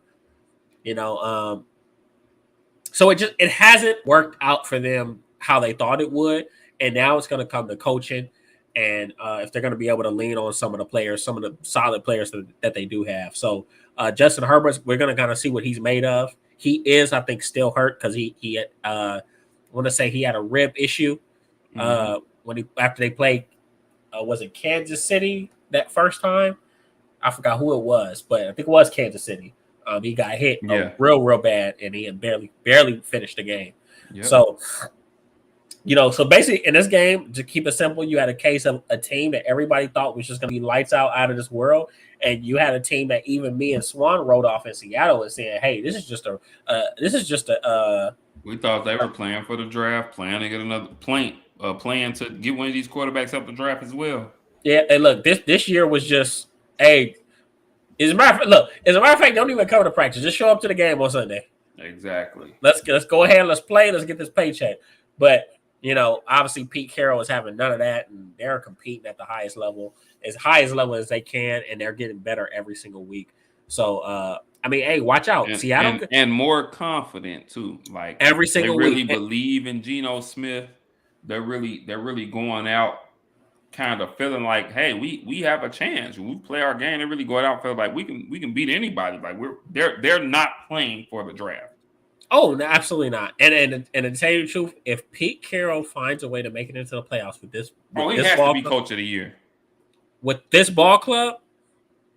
Even more so, and I think for me right now, I kind of had Brian Dable as my coach of the year. But if Pete Carroll gets this team in that division to the playoffs, you got to go Pete Carroll. Oh, speaking of which, they play this weekend. Oh yeah, Giants and Seahawks. Yeah, and I'm sure we'll get to we'll pick that one a little later. Yeah, we'll a little later. But yeah, so that was definitely a very fun game to watch. So then that obviously we got our last two games. Steelers Dolphins, ugly game, honestly. Yeah. But Tua came back. It was kind of similar to how we were talking about Dak Prescott. He had to knock off some rest because he hasn't played in about 2-3 weeks. And he made some good throws. And, the Dolphins were able to do just enough. Pittsburgh continues to – they have some young, talented players, but by Jesus, like, offensively, they have no game plan, no nothing. But they have identity. They have no identity. No, they can't run the football. They can't pass. They're on a high-value passing attack. But they have guys that make plays. They have a tight end at Fremont. They have who's looking like he's a number one guy. I love George Pickens. George Pickens looks like the real deal. I put it in our chat. I said, this guy is the wide receiver steal of the draft. Another year or two, and he might come to be the number one receiver for this team. It might come to jump Deontay Johnson or Clay. Honestly, might be the number one receiver for this team. Honestly, I think with a solid game plan in a few more games, I can see him jumping Deontay Johnson now. I think Deontay Johnson is more of a high end number 2 type guy. That's just my opinion. But so yeah, this team they have some stuff, but they gotta get some things figured out. Like obviously, the Miami only scored 16 points, so it wasn't like they just had their way and drug them up and down the field. It's just for them to not have T.J. Watt for the injuries they have defensively, the Steelers defensively have fought. Like they've been right there. They fought. We seen them get the win against Tampa Bay last week with a solid defensive effort. They only gave up 16 points in this one, but unfortunately, offensively, your rookie Kenny Pickett, he throws 3 turnovers, throws three interceptions, and that's in a game where you're already strapped offensively, where you're already struggling offensively. That's the tell of the tape right there. Yeah, But like I said, they're young, they're figuring out, and it's like they're gonna be picking high. So I don't know. We'll see what happens. I'm just gonna This ride. might be Yeah, Tomlin's first losing season of his career. I think he's had one before. He's never had a losing season. I think he had one like 8-8. 8-8 or something, but he's never had a losing season. You're right. Okay, cool. Yeah, okay. I'm thinking about it. I'm like, was it like 09? No, not 09. Was it like 11, 12, something like that? We'll He's figure it out. had an 8-8, but never a losing season. Never lose a season. All right. So then last but not least, we got your game. The Bears and the Patriots. He's rubbing his hands together. Uh Man, I mean, just I guess a really impressive showing by the Bears. It looked like they were able to find some iota of a formula on offense. But I'll let you take it away really quick. Tell us what were your thoughts on this game? Well, okay. First of all, let me say this: I am a Bears fan. I am a homer. So if anything I say seems a little biased, take it with a grain of salt. Okay.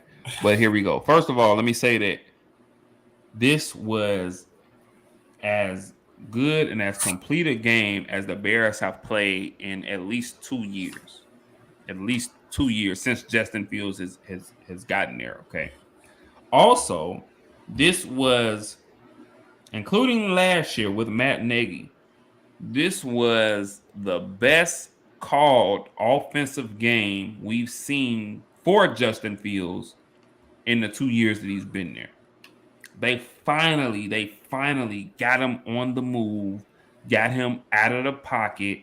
They finally threw in some designed runs for him and let him use his talent.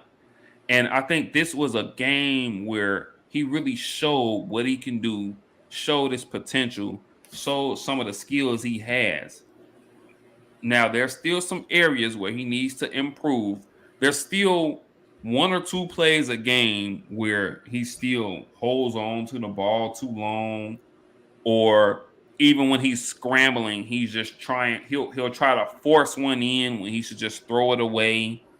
He still has some of those habits that he needs to kind of let go of. But this was probably this is maybe one or two best games that Justin Fields has played. And then on the other end of the ball, and Kenny, I got to give you credit when you talk about Matt Eberflus and what he did for the Colts defense, and then seeing what he's doing for our defense.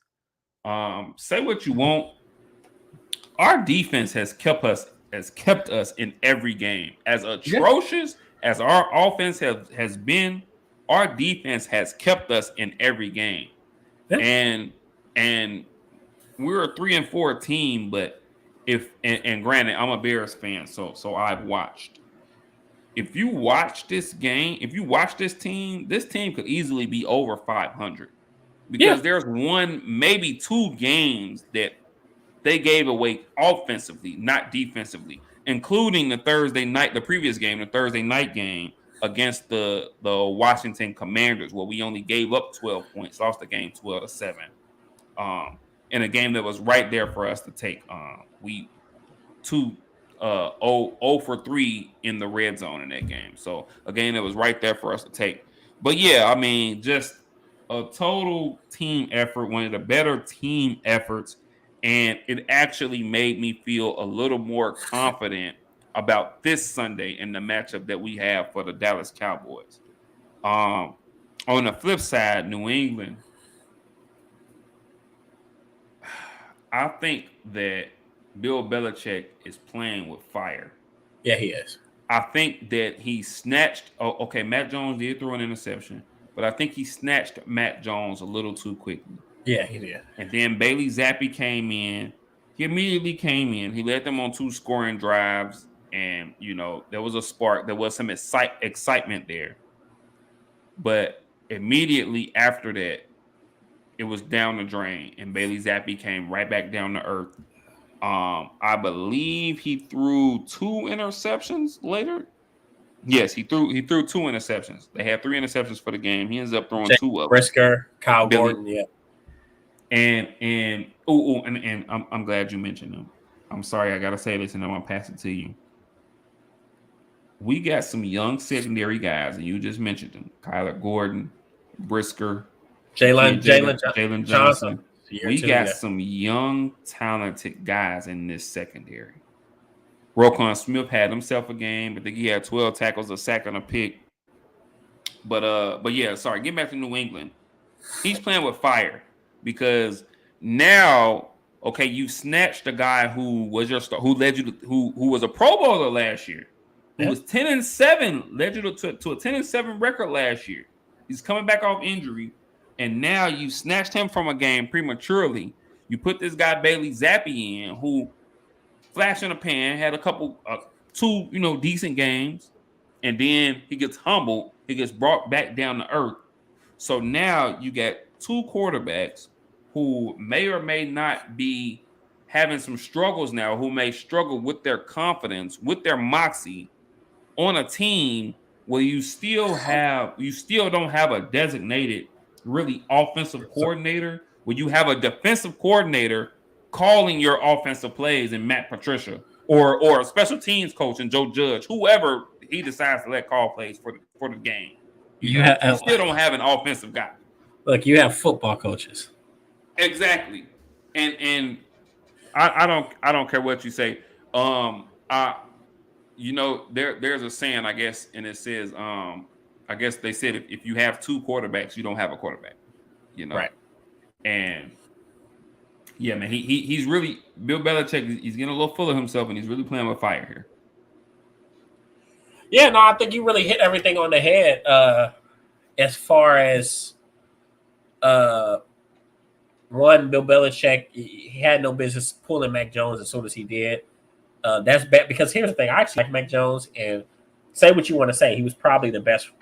He if we go off of last year, rookie quarterback, yeah, I mean that's just a fair assessment. I mean, and according to him, he said he told them that he planned to play them both, but to snatch Mac Jones so quickly, and then Mac Jones didn't get back in the game. Yeah, he threw that interception and he never returned to the game. Now, post game, he said, hey, the game kind of got out of hand, and there was no reason to put him back in at that point. But I mean, Bailey Zappi wasn't after he had those first two initial drives in the first half. They were down 10-zip. He gave them two scoring drives. They went up 14-10, and then they were down at halftime 17-14. I mean, after those two initial drives, there was really nothing from Bailey Zappi. So I don't know. I think he was just already kind of had a short leash in his mind. He's already going to have a short leash for Mac Jones anyway. And Bailey Zappi, considering that he had a pretty solid previous 2 weeks, and then he came into the game and he had two consecutive scoring drives coming into the game, I think he just felt like he was going to ride him, and he got humbled really quickly. No, I do. I think I agree with that wholeheartedly. And I think the Patriots will eventually name somebody the starter. I would stick with Mac Jones. I would as well. I think that you've done him a disservice with what you've done on the offensive side of the ball this offseason, especially at the coaching position. Mm-hmm. And that's why I think that there is some animosity there. I know they said that Mac Jones is really happy, as he should be. If I didn't have an offensive coordinator and I'm a young quarterback, I'd be pretty upset. This is year two. This is year two for him. Yeah, it's year two. So I'd be upset. I mean, it's almost really all you could say about New England. They have won some games. They have identified some guys. Ramondre Stevenson came out of nowhere. Defensively, they're actually not terrible. But Matthew Judon had a hell of a game yesterday. Yeah. He was wreaking, especially in the first half, he was wreaking havoc yesterday. And you almost feel bad for him because he went there to play with all those veteran guys, and now you have so many guys leave, and it's just a different Patriots team. So, I mean, we'll see what they do and how they put this thing together, but they're going to have to choose a quarterback. Quarterback is the most intricate position, not only in sports, but especially in the NFL when it comes to a coordinator. And a coordinator, right. And a coordinator. They're going to have to choose one. So maybe they get things figured out in the near future. But that's what will hold them back. As far as the Bears, I speak highly about Matt Eberflus every single week. He's a culture builder. He's a positive coach. He's a leader of men. And he is just I knew he wasn't gonna put a product on the field. He was never gonna. You guys were never gonna be a lay down team under Matt Oh yeah. Eberflus. So and now where I was very critical of Luke Getsy, it's looking like he's kind of starting to figure it out. He's kind of having his Nick Sirianni-esque Put together shift. a really solid game plan. He did. And to tell you the truth, that is who you guys are right now. You're running team right now. You got Herbert, you got Montgomery, and Justin Fields as an athlete. And that does give you guys a chance every single week. That gives you guys a chance to make the game interesting against Dallas. Dallas is a middle of the pack at stopping the run. So it's little things it's little adjustments like that make things interesting. Defensively, you guys will continue to be good. And you attach that running game to it and use that to maybe hopefully continue to expand and open up the passing game, then some good things could happen moving forward. Don't be surprised. You know what? I'm not even a fan of any team in that division, but I want to see the Bears finally beat the Packers. You and me both, and I think we can. The next time we play them will be at Soldier Field, and I think we can. Yeah, and it's gonna be a parade in Chicago. I might. Man. So that was our last game. So let's go ahead. I'm gonna go ahead. Let's go ahead real quick. Jump into our Week 8 predictions. Oh, FYI, let it be known. Let me go ahead and give you your flowers. Okay, I was 7-7 last week. Terrible. Let me go and give you your flowers, bro. 11-3. Ooh. 11-3. Really, really great week for you, bro. Gotta go and get you your flowers. So I gotta go and bust that ass this weekend. All right, here we go, real quick. Okay, Thursday night game: Ravens at Buccaneers. Baltimore 1.5 favorites. Ravens at Buccaneers. Who you got? I'm taking Ravens. I'm taking this one's not difficult. Ravens are currently. You say it's Bucks Ravens, right? Yes. Tampa Bay and Ravens in Tampa Bay. Thursday night. I'm taking the Ravens. Sorry. Tampa Bay got to get it together at some point, bro. They got to come together and get some win at some point. So for no other reason than that, I'm going to take Tampa Bay. It might be stupid of me, but I'm going to take Tampa. All right. Broncos at Jaguars. This should be an interesting game. Broncos at Jaguars. Jags are 2.5-point favorites at home. Who you got? Jacksonville. They keep losing close. They keep losing close ones, but they're actually a really good young team. They're just figuring it out. I agree. I'm gonna go. I'm sorry. Go ahead. I'm sorry. No, I pretty much was it. Trevor Lawrence actually had a solid. He didn't have any touchdowns, but he actually had a solid day passing the ball. Didn't turn it over. And Travis Etienne is picking up steam. Speaking of, I know we didn't mention this, but if I'm not, the Jets actually picked up James Robinson. I mentioned it. When we talked about it. Okay. And I love that pickup for them. But anyway, like you said, Etienne is really starting to come into his own, really starting to find his place with the team. I'm going with Jacksonville as well. I don't think Russell Wilson is playing in this game again. I don't think. He probably missed another one. So even if he was. Even if he was. Might have to go with Jacksonville anyway. All right. Interesting game. 2-5 Panthers at 3-4 Atlanta Hawks. Atlanta is 4.5-point favorites at home. Who you got? I'm gonna take Atlanta because they're not only are they a little bit more talented, but they're a feisty team. So it's gonna be a knockout drag out. But I see Atlanta being able to overpower the Panthers in their current state. I think they'll run the football very well. Yeah. I agree. I do not think the Panthers will take the Falcons by surprise the way they did Tampa Bay. The Falcons, like we said, they continue to play hard. Even defensively, the Falcons are starting to make a few strides defensively. And so, I'm going to go with Atlanta as well. I'm going to skip this next game. I'm going to take that one last, and I think you know why. I'm going to get to that one last. Let's go Dolphins and Detroit Lions. The game is played in Detroit. The Dolphins are 3.5-point favorites. Who you got?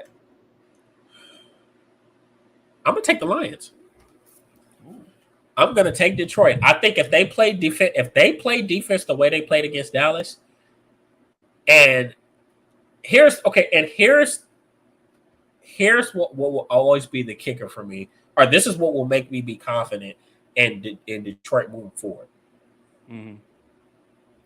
If Dallas doesn't have the pass rush that they have, there are a few of those plays that are touchdowns. Donovan Wilson had a sack on Jared Goff, and Reynolds, what's the receiver name? Number 11. He's open for a touchdown up the middle of the field. Reynolds, yeah. So it's little stuff like that. You're like, okay, do the Dolphins have that good of a front seven to match up? They'll probably stop the run a little bit better than what Dallas can. I give them that. But I just feel like at this Detroit offense will be able to kind of have their way a little bit. They'll still be able to run the football, and defensively, they'll be able to make a few more stops. I'm gonna go with Miami. I kind of think that what we seen from Detroit was an aberration as far as defensively. I think Jalen Waddle and or Tyreek Hill has a field day, like at least 150 receiving.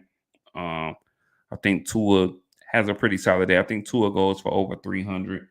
And yeah, I think Miami wins this, and they probably win it fairly heavily. So yeah, I'm gonna go with Miami here.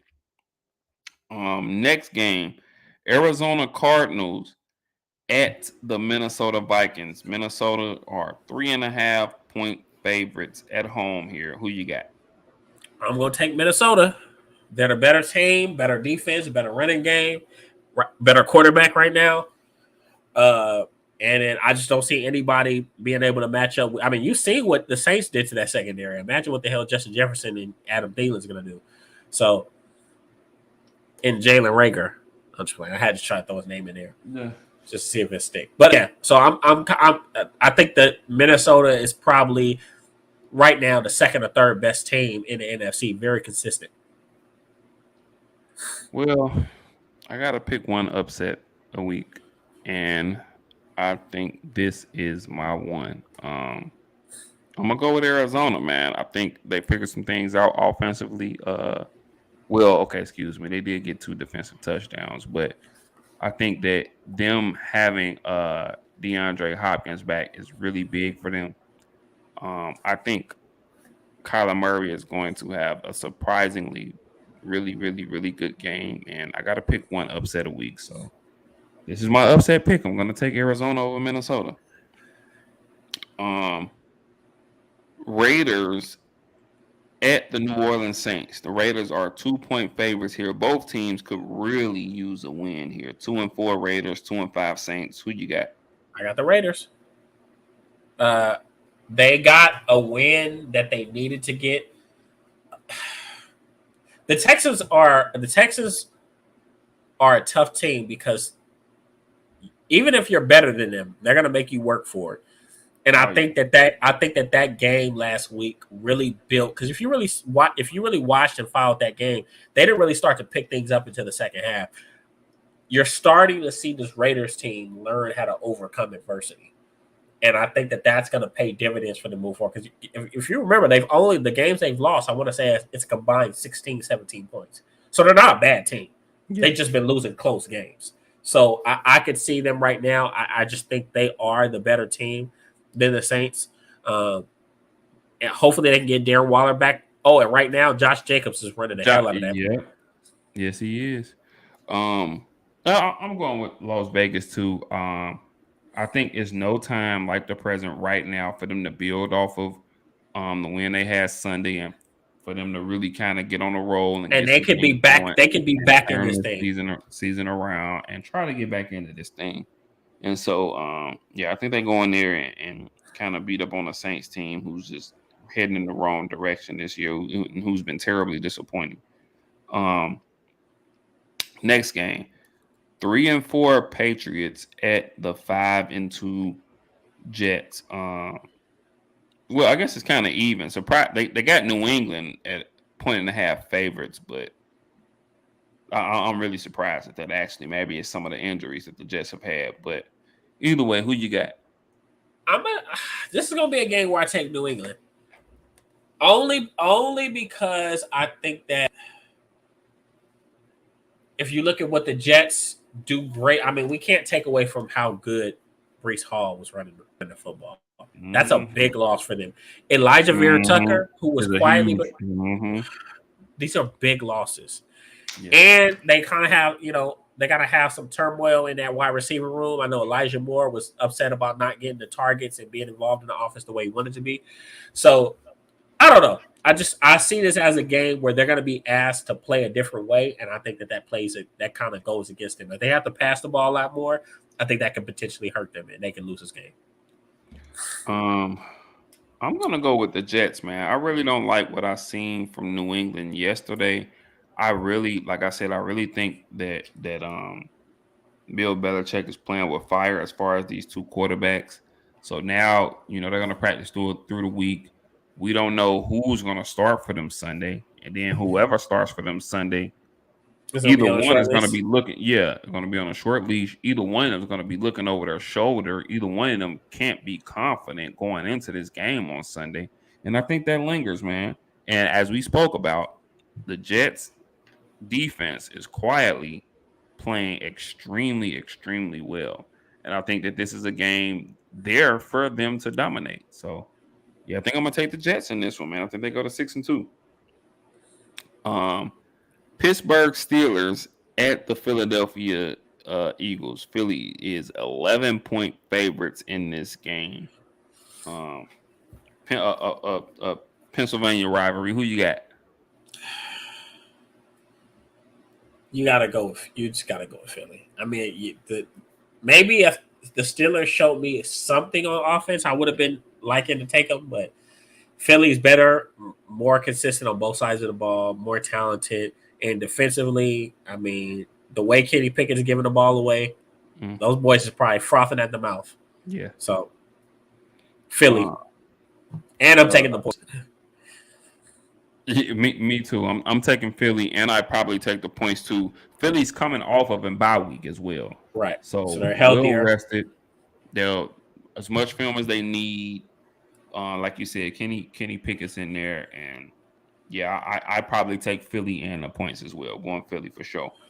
Um, Tennessee Titans at the Houston Texans. Tennessee is only 2-point favorites here in this game. Tennessee quietly is a 4-2 team now. Quietly.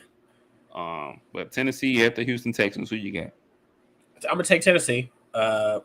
They're kind of similar, which is funny. They lost this team in week one. They're very similar to the Giants, where they're just finding ways to win.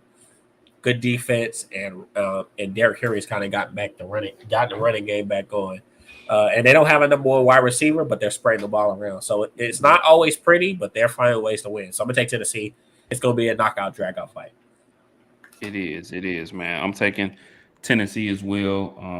I think they really go ahead and slow this game now. Hand the ball to Derrick Henry a lot. I think they control the clock. And I mean, I don't think the score will be too crazy. You might see maybe a 24-10 game, but I think Tennessee really controls this game. And so, yeah, I think Tennessee will win this one. Um, Next game, we got the Washington Commanders at the Indianapolis Colts. The Colts are 3-point favorites. It did come out today that apparently they're going to be benching For the Matt remainder of the Ryan season. for the remainder of the season in exchange for Sam Erlinger. So we'll see what happens there. But Commanders at the Colts, who you got? You know what? I'm gonna take the Commanders. I didn't get a chance. I was speaking about the Commanders earlier, and then the connection that cut out. But the way this team responds with Taylor Heineke at the helm, Mm-hmm. and they're getting healthier. They'll be. I don't think Chase Young won't be back this week, but he'll be back soon. They've activated his 21-day window, if I'm not mistaken. Mm-hmm. It's just shaping up for them to possibly go on a stretch where they win some football games. And right now, the Colts are just so inconsistent that I just like, Sam Ellinger will have to be a huge upgrade for this thing to work out. But I'm gonna take the Commanders. I agree. Yeah, I'm gonna take the Commanders as well, man. I think you hit it on the nail. They really kind of rally around Heineke. And then the Colts bringing Erlinger in there. I just don't think he's the answer. Um, yeah, I think the Commanders just go in there and they pull this out, man. I think they got a few turnovers from Erlinger, and yeah, I think they pull this out. So I'm going Washington as well. Um, a very interesting game here in the NFC West as these two rivals meet once again. The 49ers at the LA Rams. Who you got? I'm gonna take the 49ers. They own the Rams. That if there's gonna be a game where they get it together, it'll be against the Rams. The Rams are just a mess. Uh, he said he's still talking about Sam Ellinger. Yeah. But if Oh, there's well, yeah, if there's a game that they get it together, I think it'll be against this Rams team. They still have protection issues. I mean, what really has changed? We just saw even them on a bye week, they were in desperation mode trying to get Christian McCaffrey, and they weren't able to do that. So nothing has really changed. They're the same team. They're probably going to be a little bit healthier. They still got offensive line issues. They still got a few defensive issues. So, I mean, maybe they have a little bit more consistency, but I think the 49ers are getting healthier, and they just took a loss. They just took a tough loss to a better team. They'll be okay. You know what? I think Go ahead and be that guy. I'm gonna be that guy. I think I'm gonna go with the Rams. They're at home. I think they played this year already, and I think the Niners won. They did. So I think they got that in the back of their head. And the Rams are coming off of a bye week. So they've had ample time to prepare for this game, for a rivalry, for a team that they've lost to, I believe, 4 or 5 straight times. And I think they come up with a great effort. They figure some things out. They make some adjustments. And I think the Rams win this one. So I'm going to go with the Rams on this one. Next up, really, really, really interesting matchup here. We got the New York Giants at the Seattle Seahawks. Seattle's favored by 3. Who you got? I'm taking Seattle. Part of me has this eerie feeling that DK Metcalf is going to play in this game. I'll be very limited, but I think Tyler Lockett's going to be a tough cover for some of those corners in the secondary. Mm-hmm. And by God, I'm going to tell you, there's nothing funner to me than watching. And anybody should feel like this sport. You cut on the TV and you're watching the game. You like, wait a minute, I thought this guy was out the league. He played for them? And then just seeing and realizing that Marquise Goodwin plays for the Seahawks, and he was out there making plays and getting some stuff done. Like, yeah, so they're doing the Seahawks. What they're building right now is something special. So this is going to be a coaching thing, and I just like Pete Carroll. I think he has a really good game plan for this team. I think defensively they'll come and they'll put up a good effort. I mean, it's going to be hard stopping Saquon Barkley, but I don't know. I think Seattle has to. Tyler does not go for Yak this year. Not as much. Tyler, who is he talking about? Maybe he's talking about Tyler Lockett. I don't know. Oh, okay. Yeah. Okay. Right. Yeah. So, yeah, I'm going to take Seattle. Both teams are actually very even. I mean, you could argue that if Seattle beats New Orleans a few weeks ago, they're 5-2. Yeah. They're 5-2. They're a little closer. So these teams aren't far apart. I like Seattle though. You know what? I probably would have went with Seattle until you reminded me about the DK Metcalf injury. Oh man, this is a really tough one. Seattle's favored by 3. They're at home. Man, this is a tough. This is a tough one. I don't think DK Metcalf plays. And so for that reason, I'm going to go with the Giants. Man.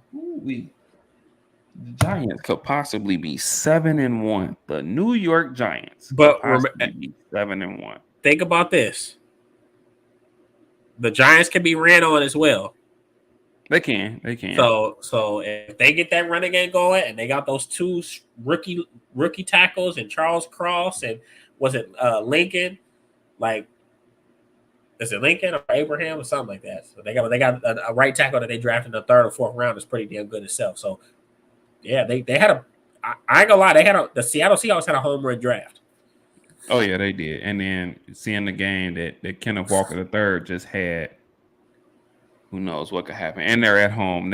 And I know firsthand from 12. my times in the Navy being stationed up there, seeing numerous Seattle Seahawks games during that Legion of Boom era. And that 12th man is real. I think outside of maybe Kansas City, they might have allowed a stadium. They might have allowed a stadium in the league. Green Bay Packers at the Buffalo Bills. Another team coming off of a bye. Buffalo is 11.5-point favorites. Well, we can move through this one quick. Yeah. Yeah, Buffalo. Yeah. Not only would I take Buffalo, I'm taking the points. Okay. But Buffalo is gonna make really, really quick work of this team. And man, who'd have known, man, going into the season, we could possibly look up, and granted, I did pick Tampa Bay, but who knows? We could possibly look up, and both Tampa Bay and Green Bay could be 3-5 after 8 weeks. Who would have thought? But I'm definitely taking Buffalo. Buffalo and the points. Yeah. All right. Two more games. Monday night game. Cincinnati Bengals at the Cleveland Browns. Bengals are 3.5-point favorites. I think this is pretty consensus as well. Cincinnati, yeah. Yeah, Cincinnati's getting it together at the right time. Three-headed monster. I'm going with Cincinnati as well. So moving on. Last but certainly not least, I have to save it for last. Okay. Uh-huh. My team versus your team. Okay. Chicago Bears 3-4 at the 5-2 Dallas Cowboys this Sunday. Dallas is 10-point. They wrong. Dallas is 10-point favorites right now at home. I'm still kind of waiting, bro.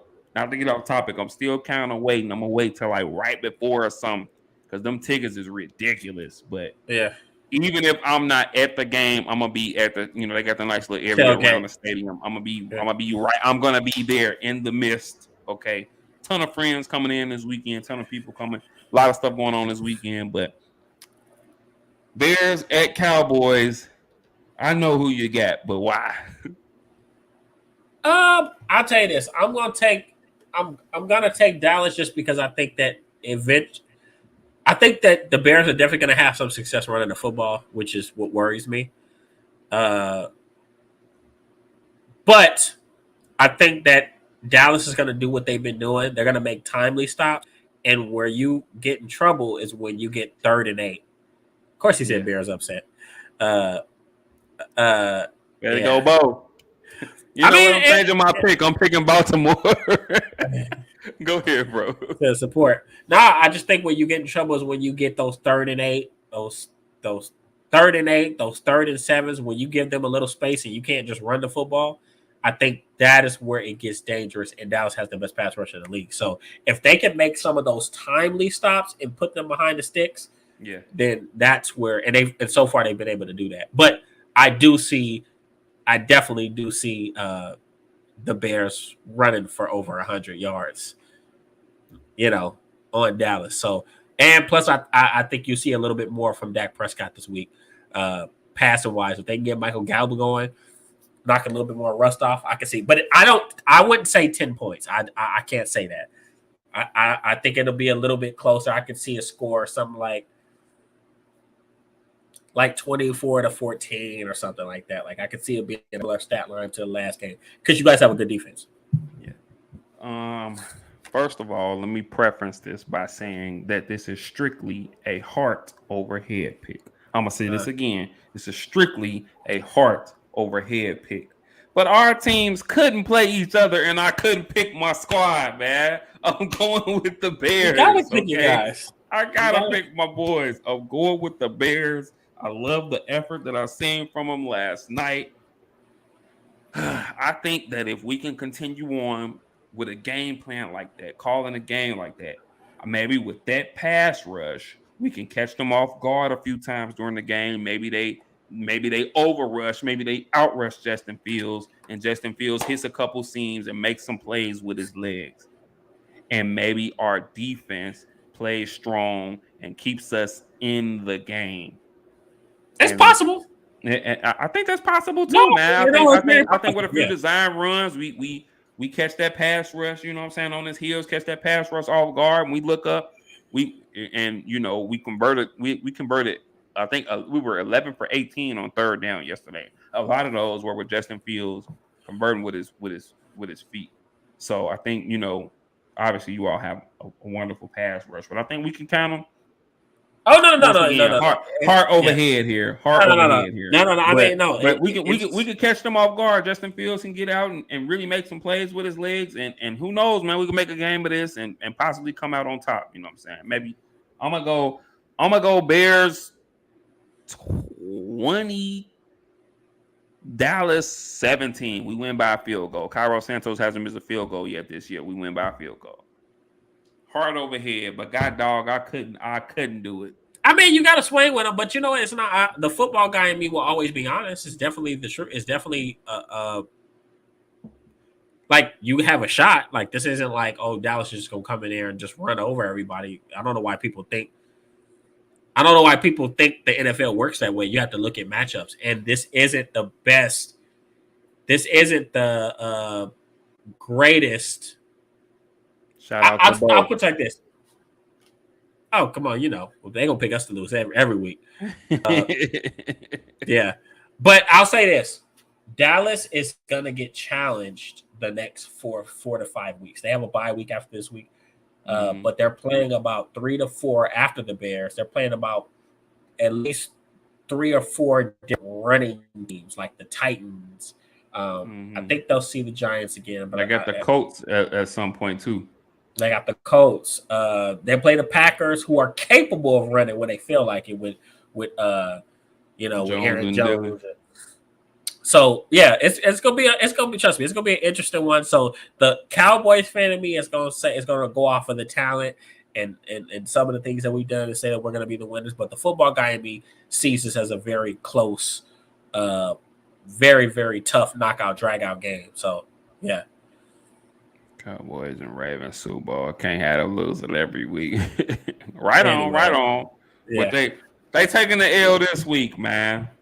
Well, I am really geeked for that game. Like I said, man, I got some friends from back home who are flying down to the game. I got some people that are gonna be staying in the new crib here with me, and just I got so much going on this weekend in preparation for that game, man. And like I said, I'm them tickets is crazy. I'm all the way up to the last minute. I keep hearing people keep telling me, hey, wait till like the day before, 2 days before, and then you'll be able to catch some. And I'm still waiting. But either way, I will be around the stadium. You'll be on the scene. I will be. They got the little Texas Live that's right there by the stadium, which is a great place to watch any sports thing. So worst come to worst, I'll be there or tailgating. I'm gonna be in the mix, bro, for sure for this game. Yeah, most definitely, man. Well, shoot, I wish I could be down there. I'm over here handling a lot of business, getting stuff ready for the next podcast. But word. We gonna have to. We'll definitely have to tap in. Oh yeah, and we'll definitely be chiming in about how that goes next week. Obviously, we'll be right back here next Tuesday, 7:30 Central Standard Time, 5:30 Pacific Standard Time. As usual, every Saturday, 12 Pacific, 2 p.m. Central. We got Rooted in Sports Community on Twitter Spaces. It gets live in there this past Saturday, as Kenny mentioned, him and our buddy Kevin, man. It gets real in there, man. And we invite everybody to get in there. That's the space where we really just talk and chat with fans, with everybody, and we really just debate and get it in and allow everyone to be heard. So that's the space. Rooted in Sports Community every Saturday, 12 Pacific, 2 p.m. Central on Twitter Spaces. You can add us on Twitter at Rooted in Sports Twitter, and every Saturday we're there, man. Obviously, like and subscribe to our YouTube page at Rooted in Sports. Go ahead and follow us on Instagram. Once again, that's at Rooted in Sports. You can follow me, I Swan underscore 0623. Once again, that's letter I Swan underscore 0623. And then Kenny, what's your Instagram handle? Tiberius519. Tiberius519. You can follow both of us individually. Obviously, once again, you can go ahead and follow Rooted in Sports. Once again, that's at Rooted in Sports. And yeah, man, we're gonna keep it coming, man. We're gonna keep it live. We're gonna keep hitting y'all with this heat, man. Yeah.